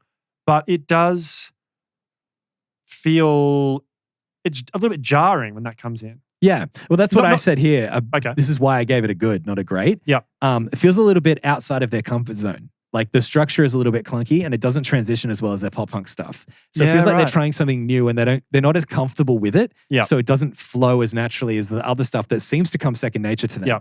So I don't think it's a bad song. I think it's good. But yeah, to me, I just felt like it was, as I said, a little bit outside of what they felt natural with. Yeah. Yeah. Okay. But I love the part that says, try and feel, try and listen, try and think of what you're missing. That part of the song to me is like, I don't know if it's the bridge or whatever. I'm just looking at the lyrics here, but I made a note of that going, I love that bit. Yeah. I'd have to remember, honestly, where specifically it was. It's just a little note that I had. It's interesting that you make those comments though about like it being out of their comfort zone. Because I've written here, the song's interesting. Does it work? 3 question marks. Oh, okay. And I think it does. Like it does capture me. And for me, I love that section where like the chorus section, but it does feel, it's not shoehorned in, but it's just, the transition is interesting. It feels trendy or an attempt at being trendy. Not saying, no, it feels like they're trying to suit a trend. Like it feels like, because it was coming in like, oh, we should do like an emo-y one because everyone's doing that. I did like that I didn't know where it was going. Yeah. Like that. Sometimes I feel like they didn't either with the structure. Sorry, I couldn't pass that opportunity up. But it just felt a bit like it didn't flow as well. Yeah. Hello, Houston. Alrighty, I gave this one a good. So did I. Yeah, right. Okay, back on track. I thought it was a good song. I said it's a catchy, good song. I didn't write many notes for this. I said I love the ending. It's a catchy, good song. So this song was apparently about his breakup with his girlfriend, right? And he said, Kenny, of which there were a few on this album. True. The lead singer said to Alternative Press in a 2003 interview, I really liked her, tried getting into a serious relationship with her, and it turns out she was dating one of my good friends at the time, at the same time, I meant, that she was dating him. It didn't really make me too happy, so I thought I'd write a couple of songs about it to make her feel like, and I said, come on, bros, a few songs, lol. Because the whole album seems to be written about this girl, which is fine, because I mean, if you go through a heavy breakup, you end up writing songs about it all the time. I can say it from experience. But and how many serious relationships can you have had at how old he was at the time you wrote the album? Because you don't really know how to like give your emotions appropriately, you give all of your emotions, and if someone destroys them, they destroy you with it. Like you have to learn to be yourself. You're also learning to be yourself at that time and figuring out who you are as an adult. It's a really, really tricky time. So I get it, but it's just funny I said, so I thought I'd write a few songs about it. There's more than a few on here. I said it's just a really good pop punk song, but didn't have the same hook as some of the other albums. Some of the other songs on the album. Yeah. So that part, he says, what can I say? We just live too far away. I said, come on, bros, that ain't the reason. That ain't the reason you guys broke up. It's because she was dating your friend at the same time. But he's like, oh, I guess what can I say? We just live too far away from each other. It's like, is he denying it to himself? Or is it like, is he trying to believe that that's it? So, because he doesn't want to have to admit that it was the other thing. But later he said, yeah, it was because she did this. Is he thinking that deeply, do you think? I'm saying subconsciously. He might be being defensive in his lyrics. Yeah. But when he says, and every day I compare your face from sweet beginnings to your bitter end, I said another emo glimpse. That's emo type lyrics. It is. Yeah. Your bitter end. I love the, there's like a really fast octave run that they do at the start. Like it's moving around really quickly. Yeah. I love it. It's really cool. Right. They have some, even that's the thing, even in the songs that are just like good, because I mean, honestly, in other bands, these types of songs would be fines. Typically, like in some of the albums we've listened to and stuff, like you'd be like, oh, it's a fine song. Yeah. So they're like these types of like filler-ish songs are still good. So like I think that's good, and they still have like little moments of creative brilliance in them of like what they choose to put there. But yeah, for me, I just didn't think this carried it like the other songs did. Yeah, that's a good point. Alrighty, decisions. Crown. Oh, okay. Yeah. I can understand that. I gave this a great. Great. Yeah. Okay, cool. Yeah, it's the chorus, isn't it? It is. Yeah. Yeah. Double chorus, Yes. which is interesting. Okay, yeah. This is a little bit like what I was saying before. Like, they obviously got that feedback, and they've had some songs that they've written where they've come up with choruses that maybe don't necessarily match the song, and then they've got one like this where it's like you've got two awesome choruses Yeah. that perfectly fit the song. Yep. And you kind of go, whoa, we're not done yet. We've got another chorus coming. Get another chorus. You wanted choruses? We've got them. Yeah. Choruses galore. Choruses But it are has us. this really cool effect though, where it means the song just keeps building. Yeah. Like you get to the chorus and you think that you've hit like the climax of the song, and then it just goes again. It's like that, no one's going to think I'll do this reference on the Pop Punk Book Club, but the song Thinking Out Loud by Ed Sheeran, where it sounds like he hits the chorus where he does the Darling, I will be loving you till we're 70. That sounds like a chorus. And then it's actually then the people follow mysterious ways. And then he goes into But Baby Now. And like there's like 3 choruses there that could be individually choruses. Yeah. It's like it just keeps lifting the song with new ideas. Very cool. But imagine being that good at songwriting that you can come up with that many Most things. people would have been like, okay, I'm going to divide these up. And This is 3 songs here, baby. Like get maximum value out of the effort we put in. This song to me sounds like Stubborn Love by Seaway. And We need what to year put was that? Seaway. Yeah. It's 2016 or something. I was going to say, yeah. We kind need of to see add like when you listen to that and then come back and listen to this, hey, you could be like thinking that this came much later in time. Yeah, exactly. I said, so funny because I was like, this song sounds like the song that goes, and I sang the melody to myself, and then the chorus came in and it did that. I was like, oh, it is that song. So I think you'd heard this. Maybe I'd heard this song Okay. before. Yeah. Maybe that might have been when I've just put this album on, because I have like dabbled through albums, like checking things out, and maybe I just remembered it. But I was like, this sounds like that song that does the "She loves you, Yeah. let you go." And This is one of the ones that I'd heard. yeah, okay, Yeah. right. So it actually was well known outside of like, as in like, you know, it's you don't have to hear the album to have heard it. Exactly. Yeah, right. I said the chorus really lifts this song, so I can totally understand it being up there. It just didn't hit me like the other bangers did on this. Yeah. Okay. Like the other crowns were like what Up and Go, and for me that A Good Night's Sleep. Yeah. I think that to me, and also what's the other one? You gave it a great, the single. Best of Me. Best of Me, yeah. So to Did me, you give I that didn't a think crown? that one. Yeah. Okay. Yeah, I gave that one a crown. Yep. That was the one that I decided like on a whim, not a whim, yeah. but like just a switch flipped. Yeah. Um, Big time emo vibes in the lyrics for this song. Yes. Do you know what I loved specifically about the lyrics is that he said, I can't wait until my heart mends so I can finally go outside and I tell myself, well, Ken, it's better to have lost love than paint a smile and pretend. Yeah. I said, I love when bands do that, but like call themselves out by name. Yeah. Jesse Lacey does it on Your Favorite Weapon. Yes. He's like, Jess, I still taste you. Yeah. So I love that. Yeah. Yeah. Refers to himself in the third person. Yeah. It's great. It's really cool. So I Yeah. like that they did that. Saddest girl story. Saddest girl story. Would you give this one? Flame. Are you serious? We're not running that again. We have to.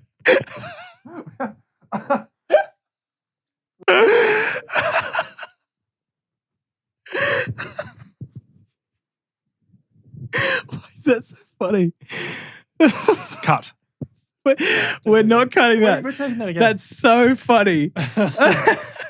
What was funny about it? Oh, just the fact that you had to like build up for like to be a big reveal and your voice fails you, bro. Flame. All right. Well, I'm very happy to hear that you gave this a flame. We're going to have another long view situation for this. I've gave it a good. Whoa! Yeah, and a good. You gave it a good. Yeah, that's another. Oh, that's actually the biggest disparity yet, I would say, because you gave it a flame. I gave it a good. Yeah. Definitely not the same thing. Oh, I'm really surprised by that. Yeah, I don't know. It just didn't grab me. I had a note here saying that it could have been a great. I just didn't grab me that much. But a flame, that to me, this is probably the most unexpected flame from you that I've heard yet. I would not have expected this. So, this song has massive nostalgia vibes for me. Oh, this okay. is Fair one enough. of the songs that I knew of the band. Yeah. And So you gave it a flame. Dies. Just last breath. Just last thing you say is flame, and then he's out. You tried to do a fire-breathing dragon, and you did the equivalent of like when you light a match and a bit hits your leg. You bastard. You know what I mean? So I knew the version of this that was on their EP. Okay. Because this is one of the ones that was re-recorded from the previous EP. Yes. Which came out, I think, in about 2001. Yeah, right. So I was listening to that around the time when I first was getting into the genre. Yes. And listening to bands other than like Blink and Sum 41. Yeah, because we did that, everyone. Trust us. Yeah, we we talk did- a we lot did, about trust me. Blink-182 and Sum 41, but we did. It may not seem like it. Yeah. And so I think I listened to this a heap back then. And it just Okay. always struck me back then. Like just something about it I connected with. You just And- unlocked a little memory for me then. I didn't recognize this song, but Saddest Girl Story, the name, you saying that then, I was like, this is vaguely familiar that either you listened to it or I saw it written down or something, but it was, I think I'm more familiar with this than I thought I was. I'd be surprised if you hadn't come across it. I Yeah. don't know where I got it from because I Yeah. didn't own the EP, but Yeah, I just right. had it on some mix that someone gave me at some point. Yeah. I honestly, I think it's one of my favorite pop punk songs ever. Okay. Yeah. Wow. 100%. Okay. Yeah. That's why I'm Maybe I really need to surprised. revisit it. Yeah. I listened to it a lot. It's not like I just gave it a quick rating, but Yeah, yeah. I just, to me, it was good. I just didn't think it grabbed me. I said, maybe great. Like I have a little question mark over great. That's when I'm like, is it? Yeah. And I was like, nah, I set it on good.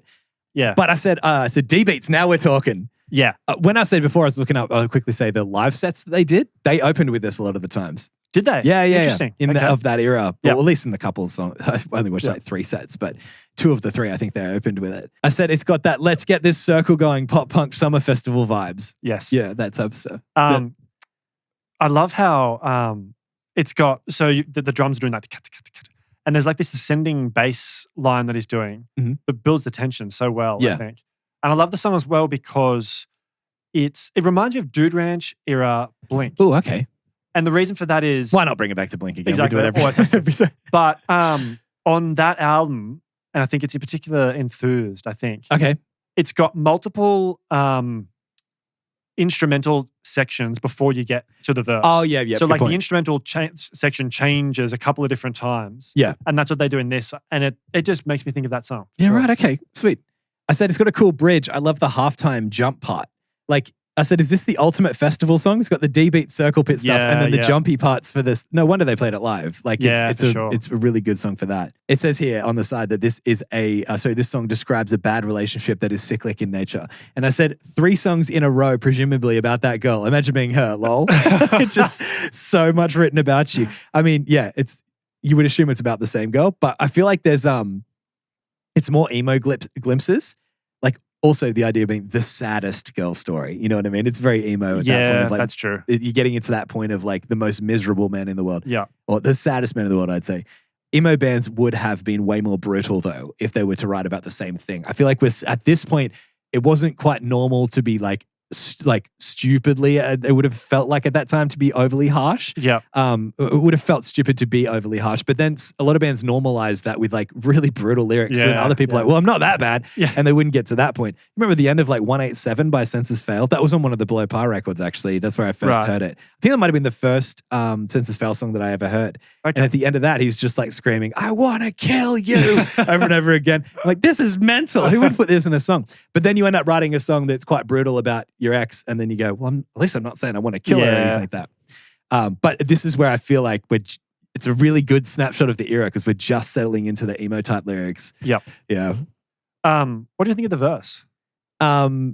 Yeah, I think it's good. Like I liked it. I thought it was good. Yeah. Interesting. Yeah. I think it's one of my favorite verses in a pop punk song ever. Still gives me a lot of Census Fail vibes Yeah. vocally, like Yeah, melodically, okay. and the way he like doesn't hit the notes right on the notes. He glides down them. Like if Okay. you're to look at the All right. melody, he's like Still hits all the notes, of course, but like Sure. glides to them. And that to me is very reminiscent Yeah, of, right. and characteristic of Census Fail. But in that verse, I love like the alternating between like the full-time thing and Yeah, the halftime ringing yeah. out the chords. And I love how there's like a lead guitar that kind of follows the vocal melody. The drumming is a bit Coheed and Cambria, like they're from Second Stage Turbine Blade. Like it's got that kind of Yeah, right. ride bell and the toms and stuff. Reminds me a bit of that. So So I just love it. Like Yeah. I'm disappointed that you've only found this. Yeah, that's a shame. Because I was like, I'm sure I really can't wait to talk with Jay about this song. yeah, but I don't have the nostalgic attachment, and that would Yeah, have that definitely might be pumped it. you up a bit. Yeah. But to me, I thought it was a good song. Yeah. It just didn't grab me in that way. But this sounds like one of those songs that if it wasn't a flame for you, it might not have been a crown by default. It could have been a great that has just pushed you up to it. Because of the connection to it, sort of thing. Yeah, Maybe. like I have some songs that I would say are probably great if I didn't have the emotional Yeah. connection, but they're flames to me because they don't have the traditional crown kind of structure and architecture Yes. and the foundation to it. But they're great songs, but you can connect really hard with them. Like if Yeah. someone said about Dookie last week that Burnout is like a flame to them, I'd be like, yeah, I get it. That's a Yeah. great song, but it's a flame. But if it's not a flame, it wouldn't be a crown. Yeah. It's weird. It's definitely a lateral rating. I think about that more and more. It's interesting when you talk about structure because this is structurally one of the more interesting songs on the album because there's no repeating section until like I've made a note. It's like the 155 mark is the first time you get a repeating section. Okay.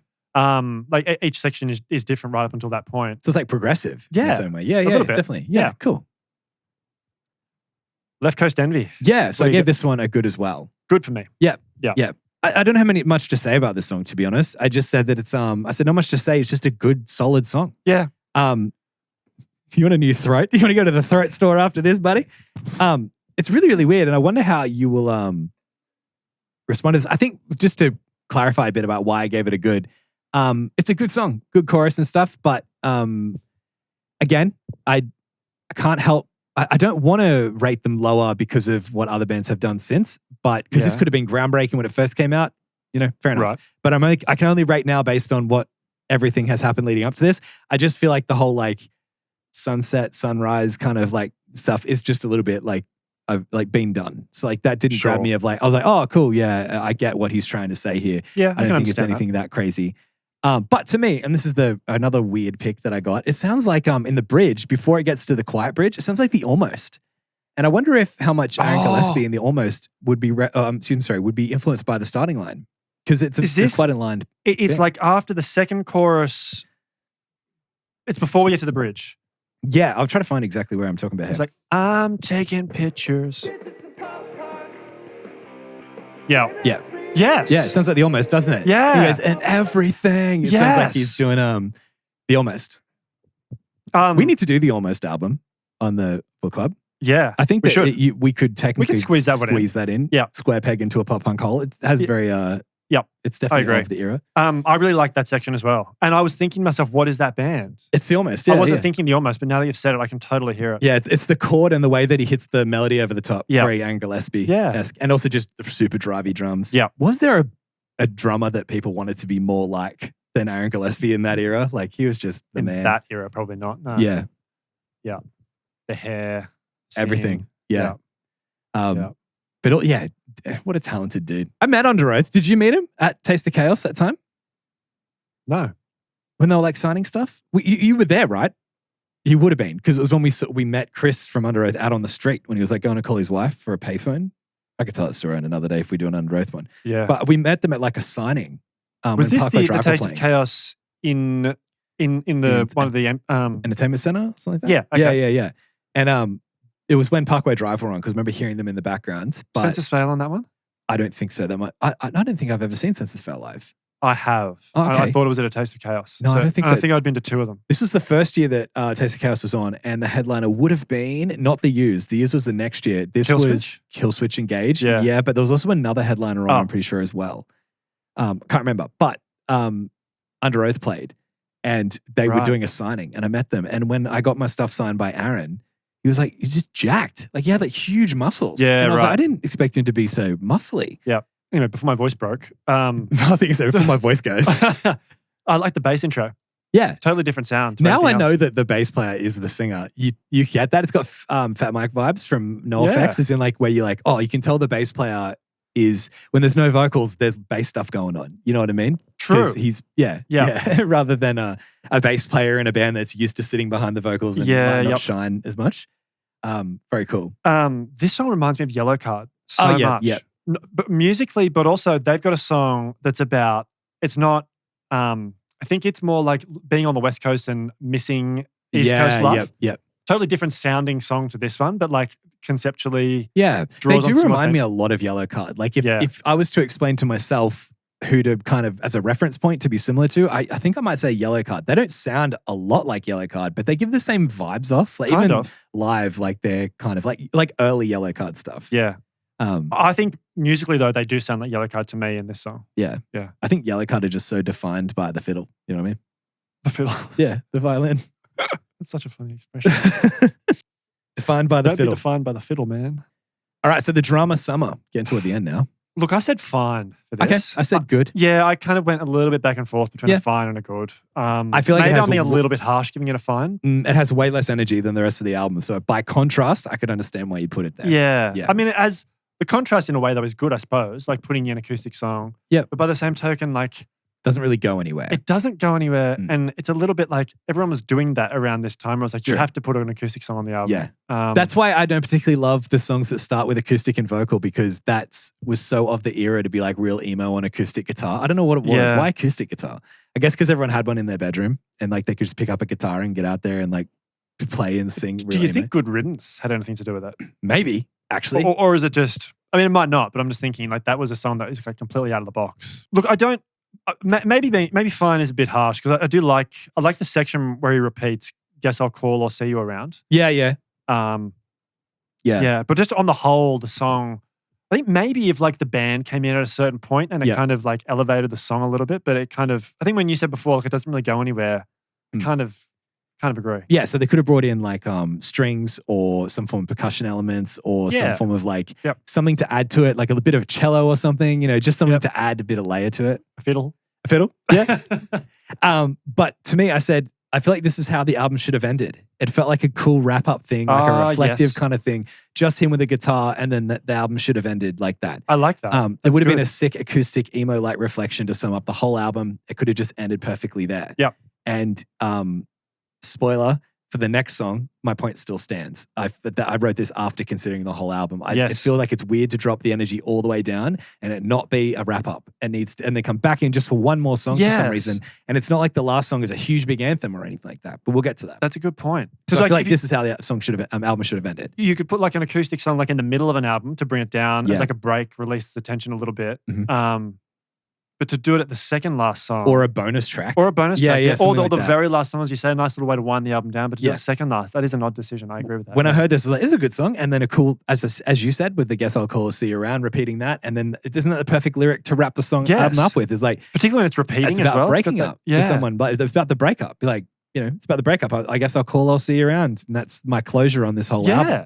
It's such a perfect way to finish it. But This is another one of those situations where you should have produced the album. yeah, I get it right I mean, sometimes. You, Wouldn't have gone right. would have chucked Longview off Dookie, but It's like some alternate reality where I'm Yeah. like a famous music producer, and it's like Green Day are nowhere near as popular as they should be. Starting and the line, starting line is who selling knows you what out would the happen stadiums. yeah, removing that one song was all it took. Not like for some reason the next song was the reason that like the butterfly effect, like the one Yes. person up hearing it and they end up blowing up. Yeah. Alrighty, so last song, This Ride. I think it's The Ride. What? Already. No, it's This Ride. Is it this ride? I've written The Ride. Oh, so who's the one who's Mr. No Voice over there? Yeah, it's This Ride. Yeah, you're right. I think you'll find it's This Ride. I mean, The Ride. I hate it when Jason's right. Yeah. Must hate me a lot then. Yeah. What'd you give this one? I said good. I said it good as well. Yeah, I kind of at times wanted to give this a great, Okay. but haven't quite got there. And there's one particular section of the song that pulls it down. It had to pull it down a notch for me. I was like, I can't What was that? in all conscious give it a great Yeah.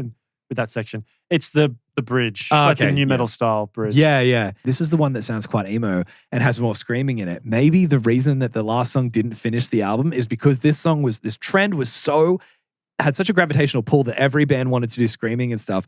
Maybe they wanted to leave people's impressions of them as like, where are they going next? Oh, the emo Yep. sound with screams in it. We'll put that at the end and we'll finish with, because to the bands at that time, that was the pinnacle of like Yep. emotional sound. So let's Yeah, finish with a right. big emo one rather than But now you look back on it, you go, well, that isn't what you thought it was. I mean, at least that's how I feel. Yeah, They could okay. have finished with the acoustic one and it could have been everything they're looking for. Yeah. So you wouldn't cut this song. You'd maybe just reverse the order of the Yeah, no, last two definitely. songs. 100%. Yep. I would Yeah. just swap the order of them and be Yeah. good. I don't Or think you I could- agree with you. I think that would make more sense. You could move the emo song to where there's the other emo one in the 3/4 of the way Yeah. through and have like an emo section and then move back to it. Yeah. But I think at that point, bands find it so hard to be comfortable in what they're good at is because you're always chasing that next progression of like every album, like every 2 years later, a band sounds totally different. They got to keep progressing, which is, I mean, how creative visions evolve and how creativity thrives. I get that. But it's really hard for like bands to hear, like from labels and stuff. No, concentrate on what you're good at rather than, but we're being ambitious and reaching for Yes. something new. And I feel like this is a showing that they were reaching for something bigger. Yeah. I don't know what they did next. I don't think I've ever heard any other album that they've ever done ever. But I wonder if they did more of this or was the trend kind of not as trendy anymore. And Maybe don't we know. should do a follow-up. Yeah. We could comment on that Yeah. maybe the next episode. I mean, if we can make these episodes like 3 hours long because it takes so long to get through all of it, we could do that where we do like little quick listens and be like hearing where they Yeah. went. That would be kind of cool. Yeah. I said, great guitar tones and riffs. I said, it's just a great sound when the band first comes in. Like the Yeah. production's really good. But I do have a note here that I said, the screams, like why? Like that's when I was hearing it, I was like, what's the point of them going Yeah. in there? I said, because it's trendy, that's why. Shoehorn them in if you must. You've got to fit screams in. That's what it feels like a lot of bands were doing back then. Did you I'm think that joking, with the it's not that. scream on the previous song as well? I feel like if you're going to do it like that, it's like a creative decision. So like you have your song with the screaming on it and that's kind of in its own little box and that's what it does. But when you do it on another one, it's now a whole different thing. It's like, oh, you haven't Yeah, screamed you've got again? screaming in your Yeah, exactly. But why twice? And also when you bring it in, it didn't feel like the song absolutely needed them there or it makes a lot of sense to like shine a light on the guest vocalist.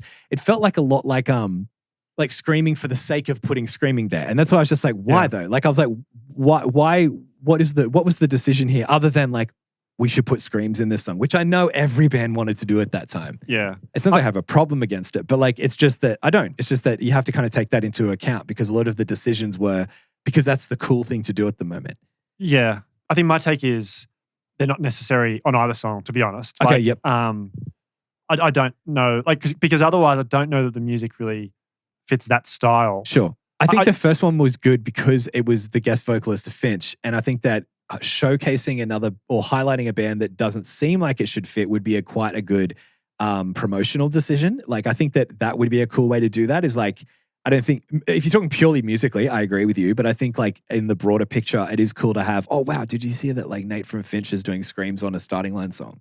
Yeah. But I think to do it twice, it's a bit like, but he does them in this song. that's what I'm saying. But like, Oh. why twice? It feels a bit weird now. Yeah. It no longer shines the light on the specialness of that feature. It becomes Yeah. a thing of like, oh, he's back again, huh? Yeah. Like, I don't know. It just seems like, oh, someone in the band's like, we should put screams over this. Oh yeah, Nate's already doing it. Let's get him to track for this song too. Like, it just seems less intentional. this was the song though for me that sounds like a Finch song. Okay. Yeah. Which I guess maybe then means that the scream kind of does suit it. Yes.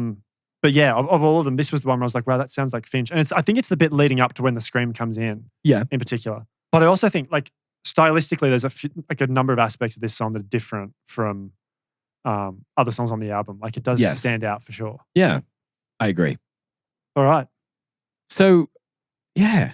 I mean, it's been a bit of a journey because when I first put this album on, I was like, oh, I don't know if I'm going to like it because it just, Yes. that kind of sound isn't a sound that I was always, that I was really attracted to. Yep. And probably not really back then, definitely not like 5 years later, and probably not really now either. Like I went through a time where I genuinely didn't like this kind of sound. So maybe if I ever had an opportunity to listen to them, I just wouldn't gravitate toward toward this band. Yep. But now I'm looking back on it, I'm like, how did I miss this band with it being so influential?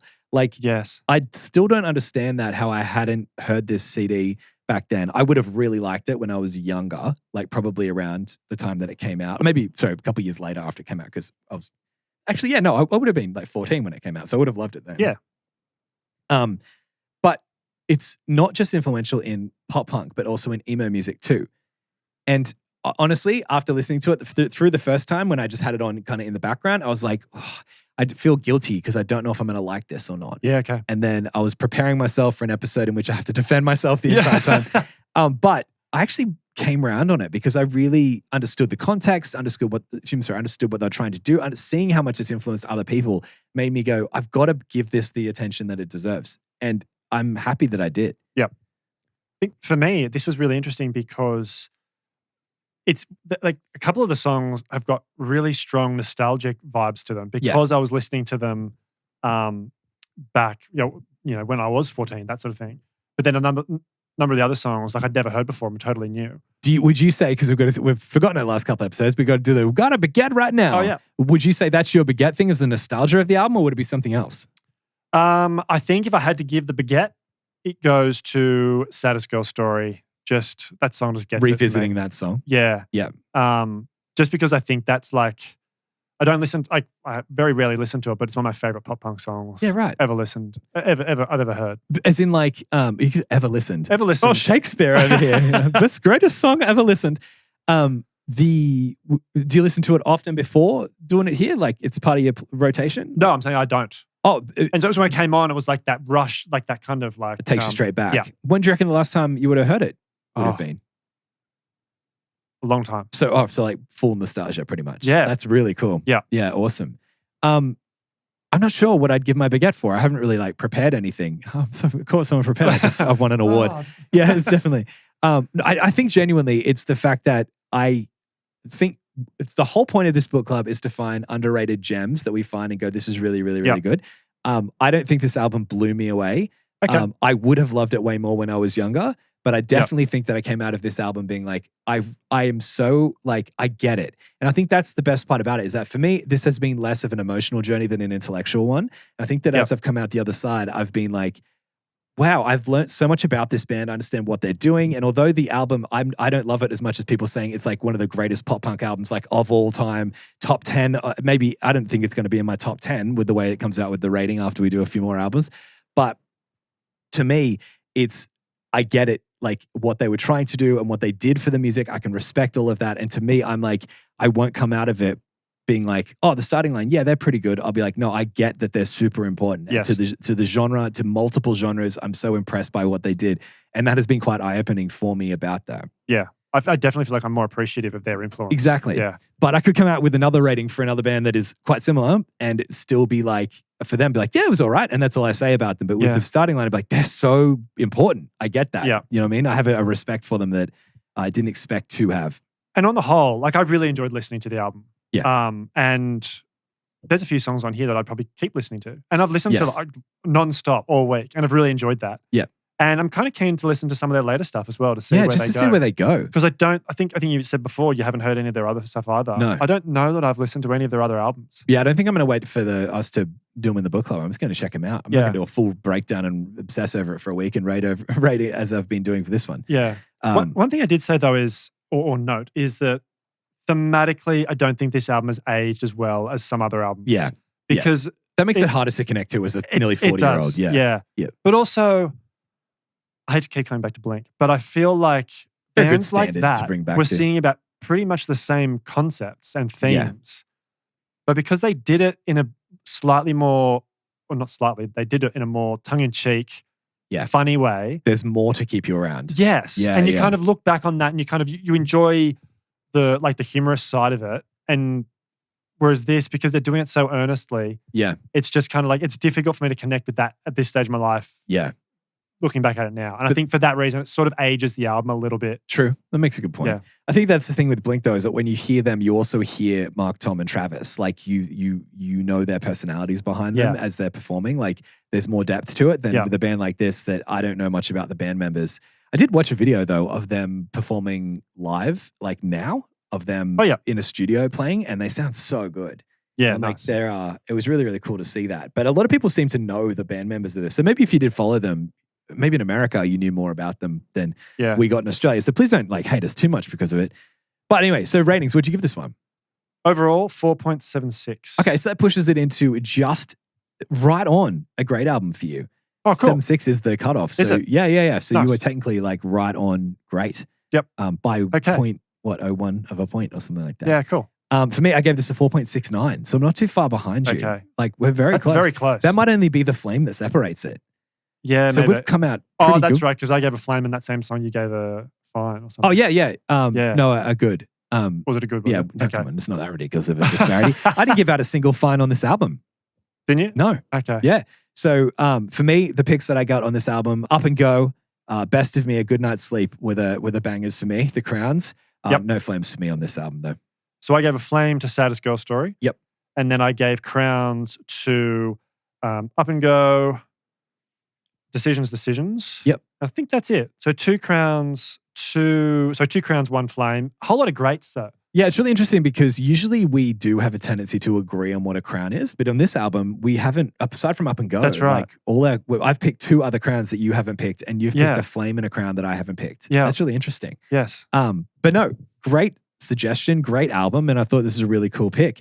For me, this is a really high level good album. So yeah, if the question was, have we missed a gem? I think the answer is yes. But do I think that we've missed a top 10 pop punk album of all time personally?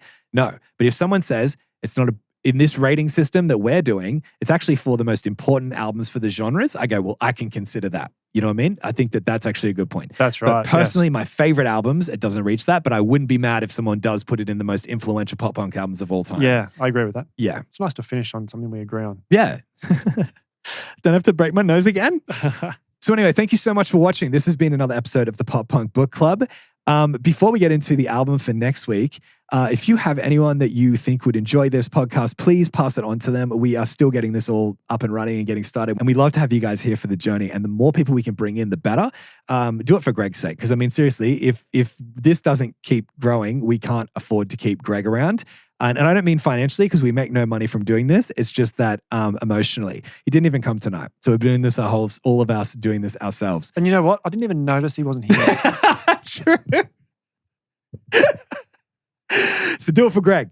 Thank you so much. Whatever platform you're on, whatever, you know how to operate social media. Everything you do helps us get into the algorithms and to get to more people. So feel free to like, share. If you're on YouTube, subscribe. If you're on a podcast app, please leave a 5-star review. It really helps. By the way, go to any platform like TikTok, Instagram, whatever.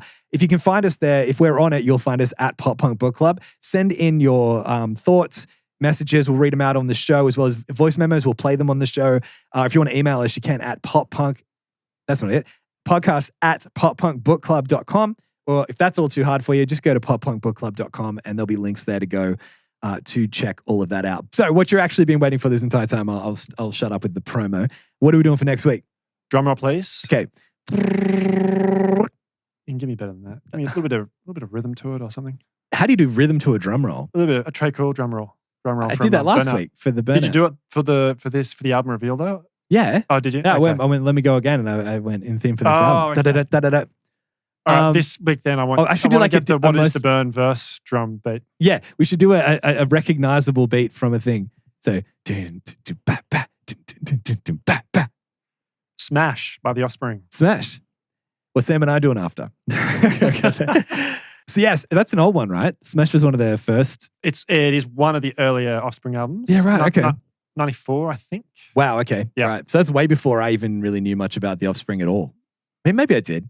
Does that have the gotta keep them separated? It does. Oh, okay. I Yeah. do know that song. It does bookend quite nicely with Dookie because they came out same year and they Ooh. both were pretty important. Okay. So You know, admittedly, I haven't Make heard sure this you album hear. much, so I don't know much about it, but I'm really keen to see the external context surrounding this because I don't know much about The Offspring. neither do I. Yeah, the only album that I owned of theirs was Americana, I'm pretty sure. Yeah. Because But- I knew all the songs off the radio. I was in like year Yeah. 6 at that point. Yeah, So- absolutely. This is school disco where they, anyway, I'll talk about it Oh. later. So anyway, thank you so much for watching. And Sam, sign us off as you always do. Well, you know what? This week I've been thinking a lot about